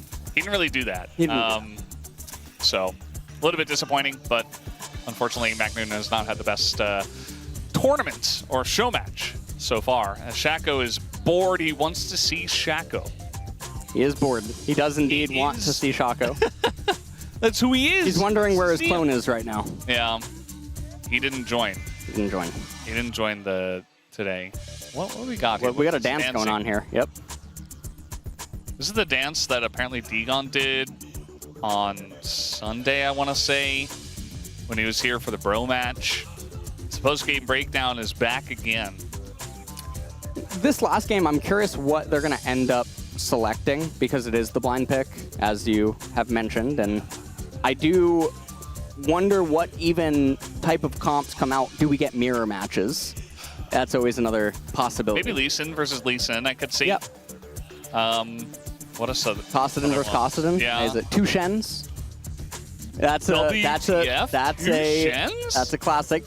That is a classic indeed. Yeah. This is where it's from this time. This says, okay, this must If be I ever run Academy into you at player. the academy, I'll pretend that I don't know you. Yeah, Piglet coach. Yeah. Coach Piglet, who is currently coaching Yep. T1 Academy. T1 Academy. Mm-hmm. There you go. T1 brethren right there. You know? Yeah. Exactly. Doesn't play Riftbound though. He doesn't. He doesn't play Riftbound. Yeah, that's sad. It Eventually you'll get him. Eventually I will. Been slowly recruiting many people into the Unless, Riftbound games at T1. Yeah. The borders of your kingdom of Riftbound are slowly Absolutely. expanding into many different Yeah. aisles and areas. I gotta plead the fifth though. Can't say much more than that, you know? Yeah. So, MacNoon looking a little bit flustered, obviously. Looks a little tired. Yeah. He's like, oh man, this has been rough. I wonder when the last time he's played 3 League of Legends games in a row is. Let alone kind of getting rolled by the enemy team 3 times in a row. Assuming that Game 3 goes like Game 1 and Game 2. One of the things I'm really impressed of is apparently Looper hasn't played since Season 8, and yet he's one of the best performing players in this series. But also some of the stuff that he's displaying suggests to me that at the very least he still watches and keeps up. And maybe he practiced a bit before coming in here, Yeah. you know, and he still follows the scene. We don't have too much information on that. But yeah, apparently he finished Platinum in Season 8. Yep. Which is Like, I think I wild. was Diamond in Season 8. Well, Platinum in Season 8 was also different, right? Because Grandmaster didn't exist yet. Yeah. Master was introduced, and so Platinum, there used to be Diamond 5, and then Platinum is right below that, Yeah. whereas nowadays you have Emerald, you have only 4 tiers in each division, and it was a very different landscape. So Platinum, scaling it to modern day terms would probably be mid-Diamond? Yeah. And the differences between like Diamond 4 and Diamond 1 are actually pretty large from what I Back then. understand. Back then? Well, Nowadays, what about? Is Nowadays, it no, that big not of a deal? really, Okay. not that big of a deal, especially regionally. In Korea, it was brutal because you had the promotions. Yeah. So to go from Plat 2 to Plat 1, there was a best of 3 promotion system. Yeah. And to be Master back then was really hard. All right, here we go. Here we go. It's blind pick. They can pick whatever they want. Insec is going to play Lee Sin. We all knew that was going to Looper. happen. Doing his Singe. He's playing Singed, yep. All right, Cog Lulu Yep. could be a thing. Ooh, Tryndamere, maybe AP Tryndamere mid. Very Being funny. Hovered at the Yep. moment by Spirit. And maybe AP Yi mid. Oh, God. So the 2 swordsmen Yeah, tapping Trent is into their locked in. magical side. Honestly, mean, just a little bit of a magical I do like it. magical moment here. Piglet played Vayne last game, but he might just play it again. Yep. Because, Ooh, Teemo. you know, Being hovered, maybe MacNoon anticipating the Singe. This was historically a very brutal matchup, but from my memory, at the highest levels, if the Singe player was really good, then it would end up swinging into Singed's favor. And so it was more of a solo queue dominant type pick. So we'll see. Apparently AP Master Yi's debut was by Corn Salad. Corn Salad. He's in the audience today. And he is in the audience. Little shout out to Corn Salad. Oh, Gragas. Oh, it's Gragas instead. For Kuro.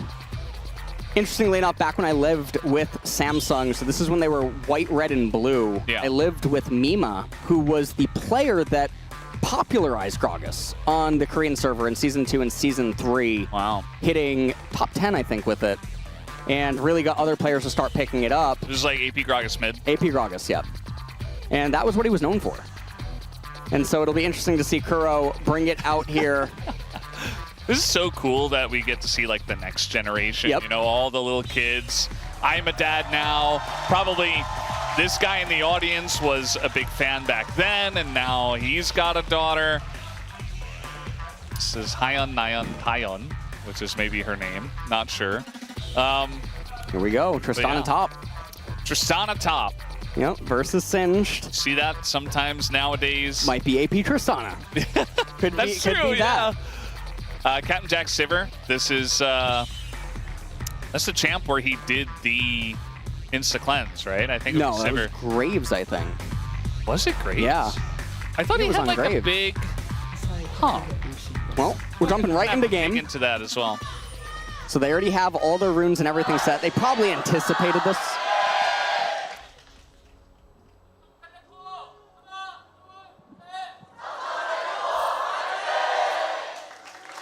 Here we go, guys. Game number 3, the final game of the day. It's been a huge joy so far, honestly, to just cast all this and relive the old days. Here's an invade from Najin CJKT. That is the full name of the team. But yeah, they're not going to find much. So what were you saying, LS? They probably anticipated... They probably anticipated picking these champions and so already had the rune page and masteries ready, preset. So Singed going to go up top lane. It is going to be the AP Tristana, at least for now. And so for people unfamiliar, Tristana, her lethal thresholds were absolutely disgusting back in the day with the W and with the E. And playing with that teleport and ignite, just going to be going for pure all-ins. Yeah, you just jump on them with your rocket jump. You do an insane amount of damage because you're AP. And your E does a lot of damage, ticking down, exploding. Your R as well. We got a little bit of a leash here, which, again, that was a thing that you had to do. You had to leash for your jungler. But hiding on bush, there you go. As the little dazzling stun comes through the dazzle, and now Piglet, cleanse, and flash try to get away, but the follow-up comes in from Insec. And of course, I should have noted that it was Insec who was being leashed for in the enemy jungle. So here he is for the gank. Heart is pretty low, and an interrupt on the back, too. And all of a sudden, the bot lane is going the way of Najin CJKT. Yep, bot lane going their way. Taric with the Rejuve bead plus the Fairy Charm. Oh, on. Yeah, I don't know about going it back in there. Spawn was looking for the kill. Igniting for early pressure as well is Pawn. Comes, gets a ward on the Raptor camp, and so Wraiths. Yes. Waiting to see if Insect. Oh! So close. And he has to flash because if Pawn flash autos, Kuro just dies. Yep. So again, you have to flash first. That's the thing we see even in Modern League. And all of a sudden, Kuro's in trouble. Down his flash. And Spirit. It might get dove here. Remember, this is the old Ice Ball Nunu. Yeah. Ice Ball Nunu, but also you can leave parts of the camps alive. Yep. They just sit there until you clear them. So it's not going to respawn automatically. So it's very annoying when you get invaded, and that's something that Nunu obviously is very good at. Here comes Insec. Looks like Spirit maybe looking for something top lane. And remember, he doesn't have Snowball. He just runs up, throws an Ice Ball. It's like he pukes on you. Yeah. It does look like that, because like the Nunu and Willem, they just like lurch forward. I don't know. It just looks kind of funny. All right, Spirit. There it is. Look at him. He's pissed. Yep. Pukes on the big Wraith. Looking like Hulk. From the new Spider-Man. You wouldn't know. I wouldn't know. Yeah, you wouldn't know. Not as cool. I don't get it. I right. don't watch those movies. That's why, you know, everyone watching understands. But you don't. Apparently Ji-sun also hasn't watched it, so... Well, yeah. her too. All right. She hasn't watched a Spider-Man movie since the last one she watched. It was Tobey Maguire. And I wish I could be as cool as her and say the same, but actually I did watch one of the ones with the new guy. Even though this is Tom Holland. Tom Holland, yeah. Yeah. I watched the one where they're on the bus and like something happens. And Yep. It's like little... And I think it was like Jake Gyllenhaal as well. Either way, we got a dive brewing in the top lane. And Looper's in trouble because Dazzle comes out. That's Gorilla in trouble. Should dive the turret, yeah. And now all of a sudden, Captain Jack as well. It's going to get polymorphed and killed, knocked into the wall, and Piglet gets a kill. Yeah, and so ultimately, Samsung SKT, they come out ahead again. Trade a kill on top side, get the kill down on bottom. And so now, what's going to end up happening as Looper runs back up to top lane, Insect looking for anything that he can do. There's the swiftness boots for Looper, for the movement speed. McNoon didn't have to use his Ignite, so maybe going to be able to save it, try to keep it for that level 6. He's looking right now, I think, to cheese Looper. Remember he did this on his Nidalee, where he caught the Rise running up, so trying to pull the same, but Looper has got an idea. If you're AP Tristana, you could just press E on the guy, and you're like, yep. Look at his health bar now. That was one ability. He just walked up to him. Pawn. Trying to play the War of Attrition here in mid lane. Has the double D-Blade. Insect trying to kill the Wraiths. Heart's going to make his way back down into bot lane. So, unlike in game 1 and 2, the scaling in this game is pretty interesting because it is spread. There is no reliable way to stop the Singe from reaching the carries, however, on the side of Najin CJKT. So that's a little frightening. Yeah. We'll see how Gragas ends up doing. Singe is quite scary if he gets rolling, so do have to be careful. At least they already got the one gank on him, but he picked up a kill. Now they're sitting on a ward. I mean, they know they're in that brush as Pawn able to spin away from the cask. Still holds on to his flash. Spirit. Moving down here now with Heart. Ooh. Yep. Okay, there's the Ice Ball. The Spitball, I should say. Stun. Whoa! Oh, Insect. Come on now. You're not even level 6. We can't see an Insect kick yet. Cleanse coming. Whoa! Uh-oh. There's the Spitball, and there's the kill with the third hit from the Vayne. Gorilla's super low, too. And Piglet, honestly, is just dodging everything. And Flashy? he's catching them all. Flash on in with the snowball, and now Pawn picks up a kill, and this is going from bad to worse for the side of Najin CJKT. And you can just tank the turret, because you're Tryndamere, and you just live. There it is, and McNoon's like, hey, guys. What? Just going to walk into his death. And, yeah. Oh, okay. Got a kill. At got a least he kill. got Worth. Okay, Worth, yeah. Worth. I like how we got that classic LS hello in the middle of it. Oh, and that just brings back great memories. Well, take a look at how this all initially transpired. Insect looking like he just wanted to go onto his golems, but then he spots them. So a little bit of a mismatch here. The Condemn comes out a little late, doesn't get the pin against the wall immediately. Cleanse comes out, Gorilla wanting to keep up. Captain Jack as well. Insect trying to do the Flash E, taking so much damage, and then Kuro here uses the Q, but Piglet, he goes in with Pawn collapsing down, and he had the wave crashed in mid lane. And also take a look at even top what's happening here. Yeah, this is this is a little bit of a massacre. GG, but you know, especially the way things have gone today. Sam McNoon just walks into 4 people. Pawn felt bad. Yeah. That was just an ability. Yeah. Pawn's like, wait, what? Uh-oh. Catches him in between the turrets. And, yeah, this is what Singe can do. Insect trying to catch up, but again, it's Don't chase Singe. And Spirit is here, so. He's got Assault, by the way, so that's actually going to do some big damage if they run into that. He has the ult. Pure utility Nunu here. You can see his item inventory. True. Pure goal is just to run around, neutralize the map, make the enemy jungler as useless as him. All right, he's going to get that speed up of attack speed, huge ability. And now the Singe comes in, and Spirit's going to tank up quite a lot. He should be going down here, but Looper is still on the chase of Maknoon. And yeah, he's just going to ult him away, so he can't quite finish the kill onto Maknoon. So Looper does get away. They're not going to chase him. Meanwhile, on the bot lane, yeah. This is looking a little bit rough. It's a 1,400 gold lead in the 80 carries, and that's a Vayne that has a Lulu. Vayne is extremely fed right now. This game is looking very, very, very difficult for Naj and CJKT to come back in. This is the largest early game gold lead that we've had. And especially relative to the team compositions, it's just so hard. Maknoon's looking for lethal. Yeah. I mean, unfortunately, you know, this is a show match where these teams, they don't have coaches, right? They don't get a lot of downtime. They just got to come in here and potentially get bopped for the third time in a row. That's got to do a number to their mental. And I think we can see a little bit of it already. 328 heal. So healing for just over 1/5 of his max HP. I think they wanted... Sorry, I think they wanted Pawn to dive, and they were like booing after he didn't. I don't think I've ever really heard that in...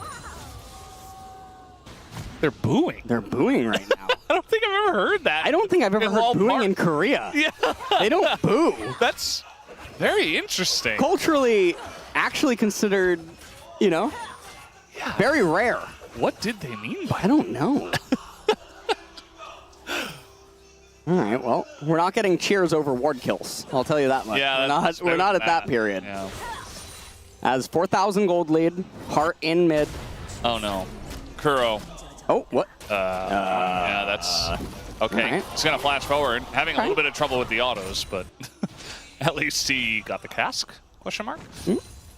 Push him out of lane.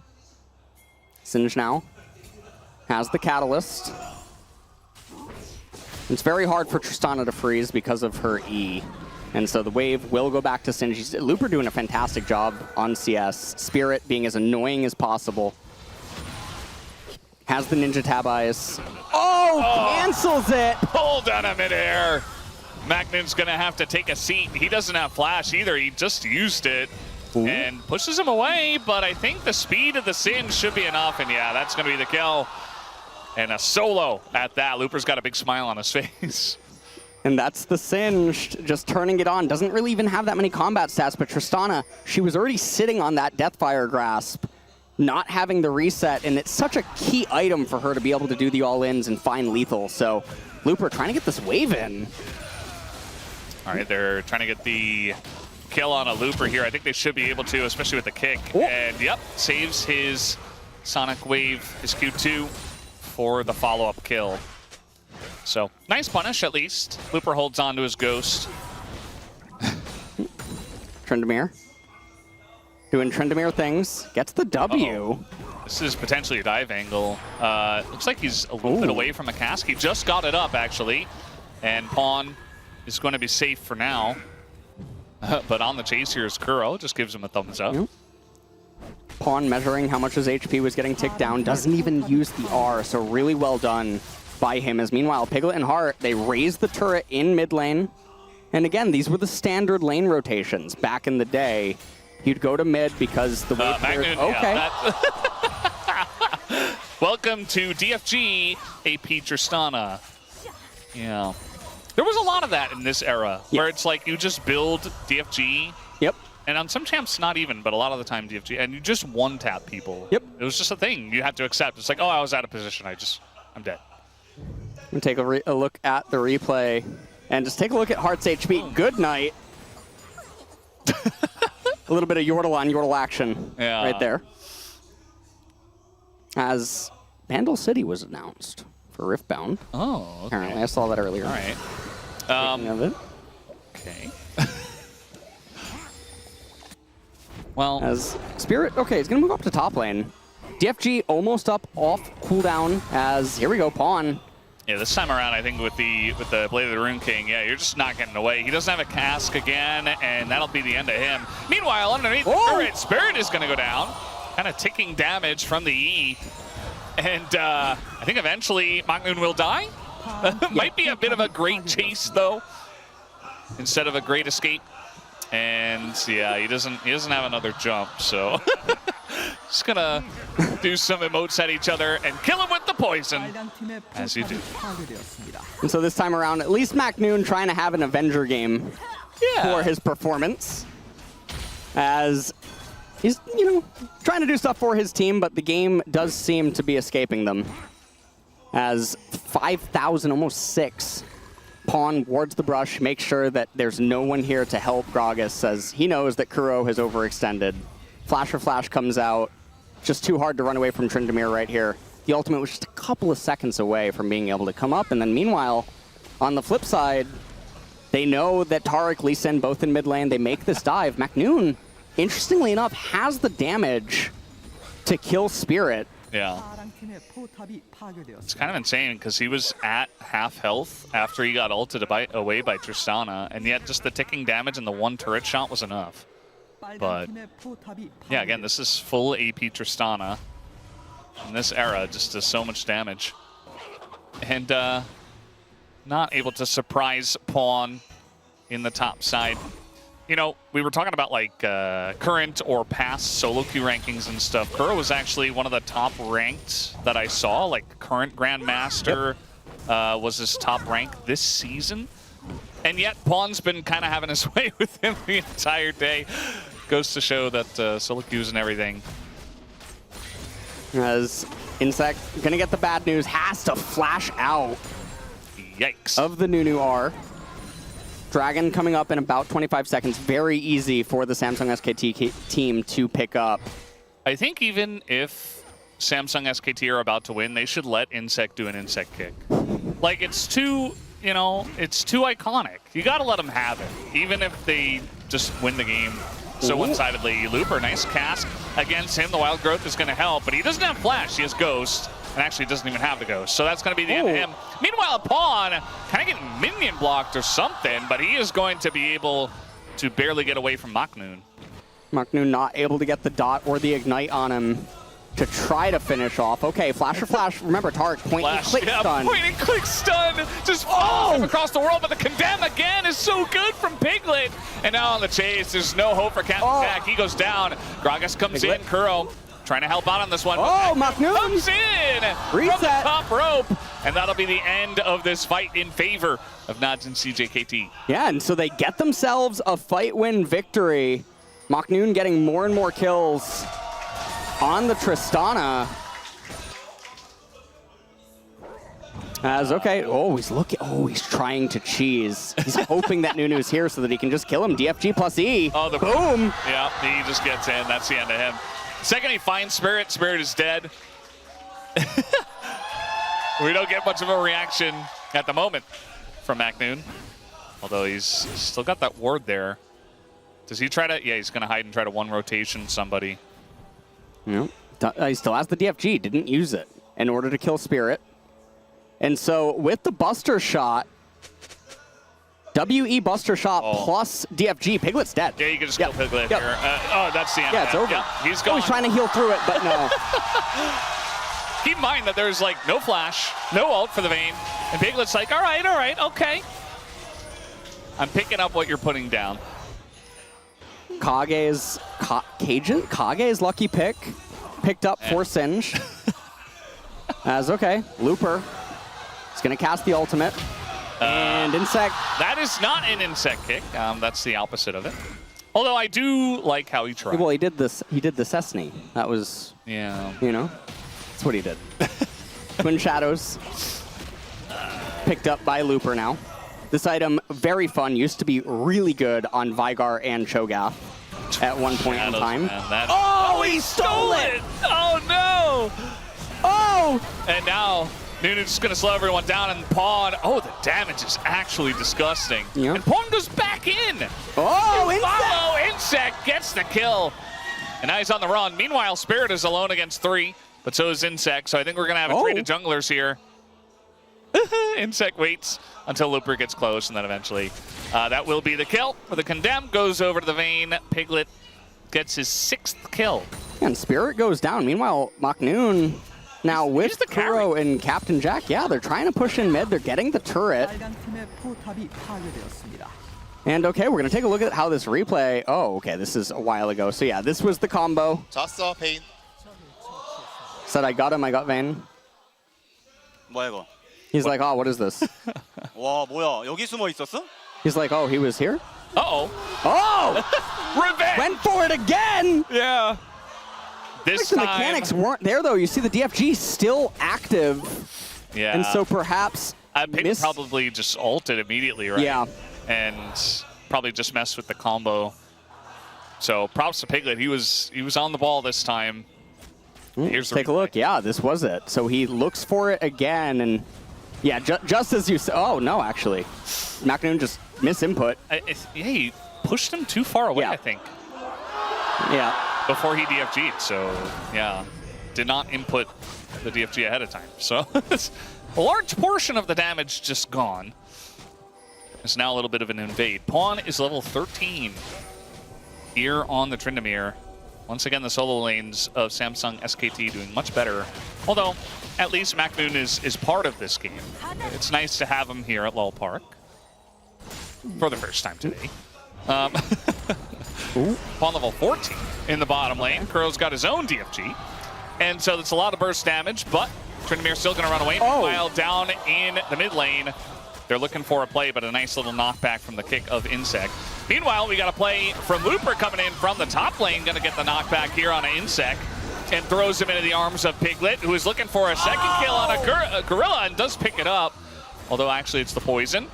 Looper, by the way, still underneath the turret and still looking for more kills. McNoon doesn't do a whole lot with the autos as AP Tristana, and he will not chase the Singed. Not able to quite get the Singed in the end. Looper moves down to bottom. The turret is going to fall. And so the gold lead extends to 7,500. Phantom Dancer finally picked up for Piglet. As these items are going to be coming in, things are going to get really scary. Baron now going to be on the agenda. We'll take a look at this one more time. So Piglet goes forward. Kick by Insect knocks into Piglet. Looper coming around the left-hand side. I think they weren't anticipating that.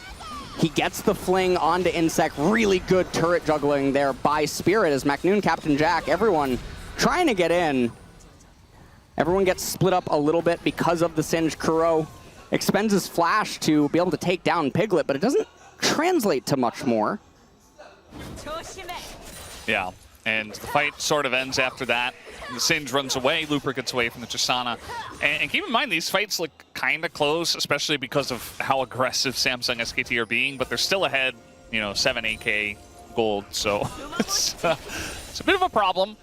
Kuro and McNoon do a whole lot of burst damage, so if they find anyone, there's going to be a whole lot of hide on bushing, where they just try to catch them off guard and just kill one person, and then gold leads don't matter as much. But there's a lot of warding from the side of Samsung SKT, so they're certainly respecting it. Yeah, and one of the other... Oh, Looper. Right. He's very tanky. Yeah, trying to one-combo the Singed. Does not work, even with the death cap there for the Tristana, and she has amazing AP ratios in Classic. So death cap, one of the best items that she can possibly get as... Okay. Baron being started up. They have the control ward, or the pink ward, in the river. And current game state, it's just going to be centered around that Baron. Looper now with 3 items, has the Rylai's as well. Almost that level 16 on Singed, and that's also a very strong breakpoint, even in Classic. Yeah, you're going to be doing insane amounts of damage. You're going to be slowing. You're already really tanky. Twin Shadows, just collect kills or potential kills or summoners. And there's no real good answer in the side lane for Looper, so he's just going to continue to be in the bottom lane. Keep in mind, he's looking to potentially Flame Horizon McNoon in terms of the... We don't see that anymore. CS. In competitive. That is a... So it's for very people rare. That might not remember Flame Horizon, it was a term coined by Flame, the pro player, because he used to go up 100 CS versus opponents, and it still existed, especially in the Chovy days. Yeah. Around when Chovying first started, but these days everyone's gotten so much better at understanding lane, resets, and just farming in general. You don't get to see it that much anymore. It just so rarely happens that when it does happen, it's like an event. We're like, oh, there was a flame horizon in this game. That was insane. Yeah. You know, that was, we might get one a year at best. Yep. In the LCK at least. I don't know about the other regions. But yeah, we might have it here in the LCK Classic match. And it's understandable. I mean, Macnoon's been doing a lot of, I'm going to hide on this bush and try to one-shot somebody, and a little bit less of, I'm going to sit in the side lane against Singed. And so this is also the part of the game where AP Tristana starts to taper off. And the reason being is that you hit level 13, you have max points in W, max points in E. Q's not doing anything for you in Classic. And then you only get the additional point in R, which doesn't do a whole lot. And so basically Macnoon's damage now for the next 15 minutes is basically the same over and over, whereas now resistances like the Hex Drinkers, they start coming in, etc. Here we go. Oh, Hart, he's just trying to survive against all the bursts, but they used it on the Lulu. The condemn is huge. Piglet takes out Macnoon. And all of a sudden, now you got this big Singe. They don't have any damage. They used it all on Lulu. There's nothing left. Like, we're going to get one Q from Gragas. That's it. They're all just flashing away. They can't do anything. Yeah, and I was mentioning this earlier. It's very hard for them to protect anyone against the Singe. They don't have the comp for it. And with Tristana having fallen off, we don't really have many champions like this in modern day League of Legends where it falls off really hard. This is the opposite of Kassadin. Yeah. They're just kind of hanging around the mid. Captain Jack's like, I got the Shiv, I'm just going to farm. No, you're going to die instead. Pawn takes him out. Gorilla going to be flung to his doom. And yeah, at this point, okay, we got a TP from Macnoon into the top river. Hide on bush. Insect is here in the bottom river and is going to die. Twin Shadow's going to find Macnoon. I think maybe it just barely didn't connect, but they have an idea of where he is regardless, and now they're going to go in and try to scan. They don't quite see him. He's around the bend. There they go. They get him down, and the polymorph is immediate from Hart, who has been insane today. And yeah, they're going to take him down and take the Baron. They're going to get the Baron, and this should probably be the nail in the coffin. Final push will be imminent. Following this, maybe a reset just to pick up extra things, and at this point, if you're Najin, you're kind of playing a 4 versus 5. We'll take a look at how this transpired again. Kuro looks for what he thinks is an opening. Hart gets the R off. Macnoon tries to follow up immediately, met by the condemn and everything else. And Looper, as you were pointing out, there's just nothing to hold him down. Here, Captain Jack just gets spun on by Pawn. He gets dunked on. Gorilla on Taric getting thrown around the, you know. Yeah. Yeah. I love Spirit's job in this game is just literally throw snowballs at people. He said, I can read you like a book. There's the Maw of Malmortius picked up. Another thing I want to point out also is Hart's inventory. You did not see this in Ancient Classic. You did not see multiple items completed on the support. Typically, you'd have the Sight Stone, the Mobility Boots, and that was it. Because of the over-allocation of wards, it's so fascinating to see Classic played here today and how much less wards are utilized than in the past because knowledge is just ever increasing. Yeah, it's definitely really cool to see, kind of like the modern take. And now that we have League of Legends Classic, we can have people that continue to iterate kind of on the game as it was with the new knowledge, right? So really cool that we do have this. And now, going on to Captain Jack, those are some crits.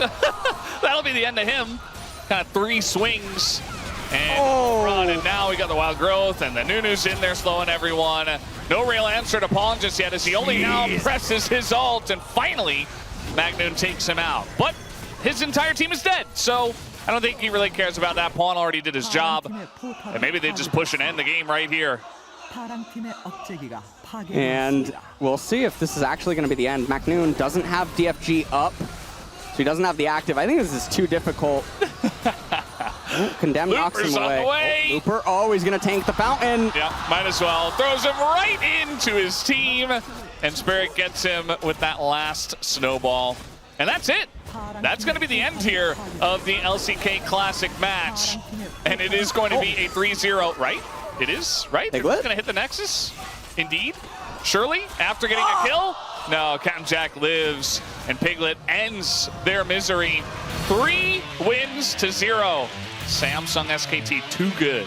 Honestly, Samsung SKT, if you do remember, though, they did dominate those two teams respectively from 2013 through 2017. Yeah, it was in the name. We knew it was in the name. Yeah. We knew. Honestly, scripted. a little legitimately. Scripted. Exactly. quite actually, yes.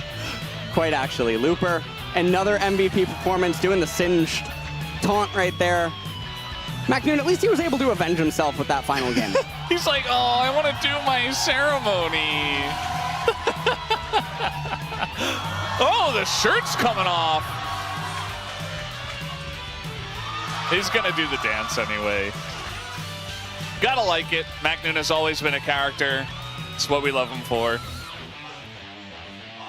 And now we're really getting all the stops being pulled out. That's the Nunu dance. Insect's like, yeah, I'm just happy to be here. Pawn with a very good performance, obviously here today. Spinning around as Tryndamere does. Boo! Kuro. He's not a fan of that ceremony. Not a fan of Classic. That is Ati, the current mascot Yep. of T1. Captain Jack, Nunu, Jungle Dip. Yeah, maybe that, you know, that's what he's trying to say. Yep. Hart was actually really good. Yeah. I feel like everyone else I kind of expected, but Hart was like so good, right? Yep. And Gorilla gives us a little hook ceremony. And yeah. Captain Jack's signature ceremony was the Nunu dance. Yeah. And so that is a 3-0 for League Classic. And it's really fun seeing everyone play it, everyone enjoy it, and obviously more champions are going to get released over the coming... Exactly, Mordekaiser. So we take a look at the Shout highlights. out to Atlas, by the way, who's also a big Mordekaiser enjoyer. Absolutely. Yeah. I was more of an Ari guy myself. Mm-hmm. No Ari today. No Ari. A little sad about that. But what are you going to do? No Veigar either. Yep. The highlights of this game was honestly a nice recovery attempt, though, by Najin CJ, as early game it looked like it was completely lost, but then McNoon started getting some stuff going for his team, some tempo swings, but then a couple of blunders, Yeah. a little bit of over-eager chases. I mean, if he DFGs there, he maybe gets that kill and then probably just runs away. And Samsung SKT, they started to dive 2 turrets. They didn't have to do that, but they were having a bit of fun. Kuro, nice little play here. But yeah, they were a little bit too far behind. It was like 9k the damage. And Piglet's like, yeah, I read you like a book. Yep. Kills him there. 노플이래, 노플이래. 나 가는 중. There's a no flash, I'm going. 밑에. 이거 얘네 볼 거 같거든. 보자. 라이브 할게.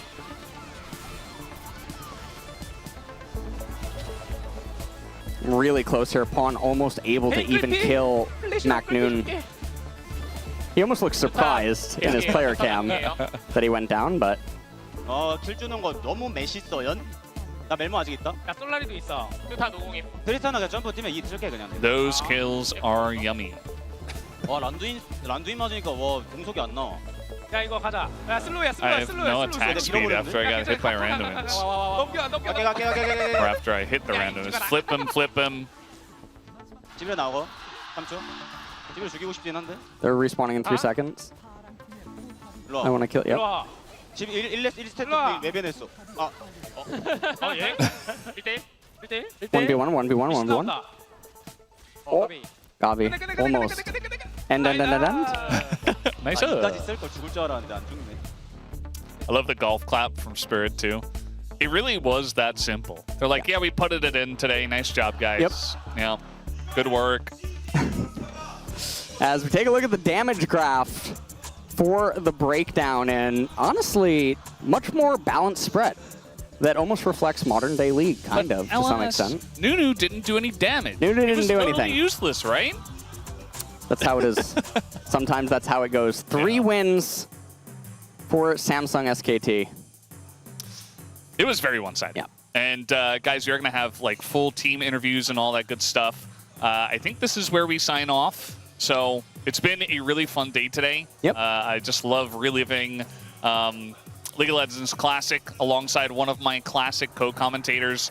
By the way, Piglet does get the MVP for Game 3. How do you enjoy today, Alice? Today was very nice. It was nice to be back after 6 years. I'm really grateful to be invited to be able to do this. So I appreciated it a lot, and hope everyone enjoyed watching and listening. Yeah, I just think, you know, League of Legends has come such a long way, right? This is back Season 3-ish time, this iteration of the game, and that was, what, 13 years ago? Right? So here's to another 13 years of League of Legends. And, yeah, not sure what else to say. Anything else you want to mention, LS? No, that was about it. I was really happy to be here, so it was nice. How about Come Win back Mordekaiser? When Mordekaiser comes in, I will be playing Mordekaiser. I will tell you that. Well, there is that. And, yeah, just really happy to be here. Just relive the old times of, you know, my old casts. I've been doing this now for how many years? 15? Almost 14, 15 years. You've been around on the scene basically forever. Started in Season 4. Yeah. Yep, because of some of these players were in the house, you know, and Imp got me into the game. So Yeah. it's been a really big journey, right? League saved my life, so Yeah. it means a lot. It's pretty gigantic for both of us, and I hope for you guys out there as well. You enjoyed the journey with us. But guys, we do have the interview ready to go, so I'll hand it over to Deer for the translation.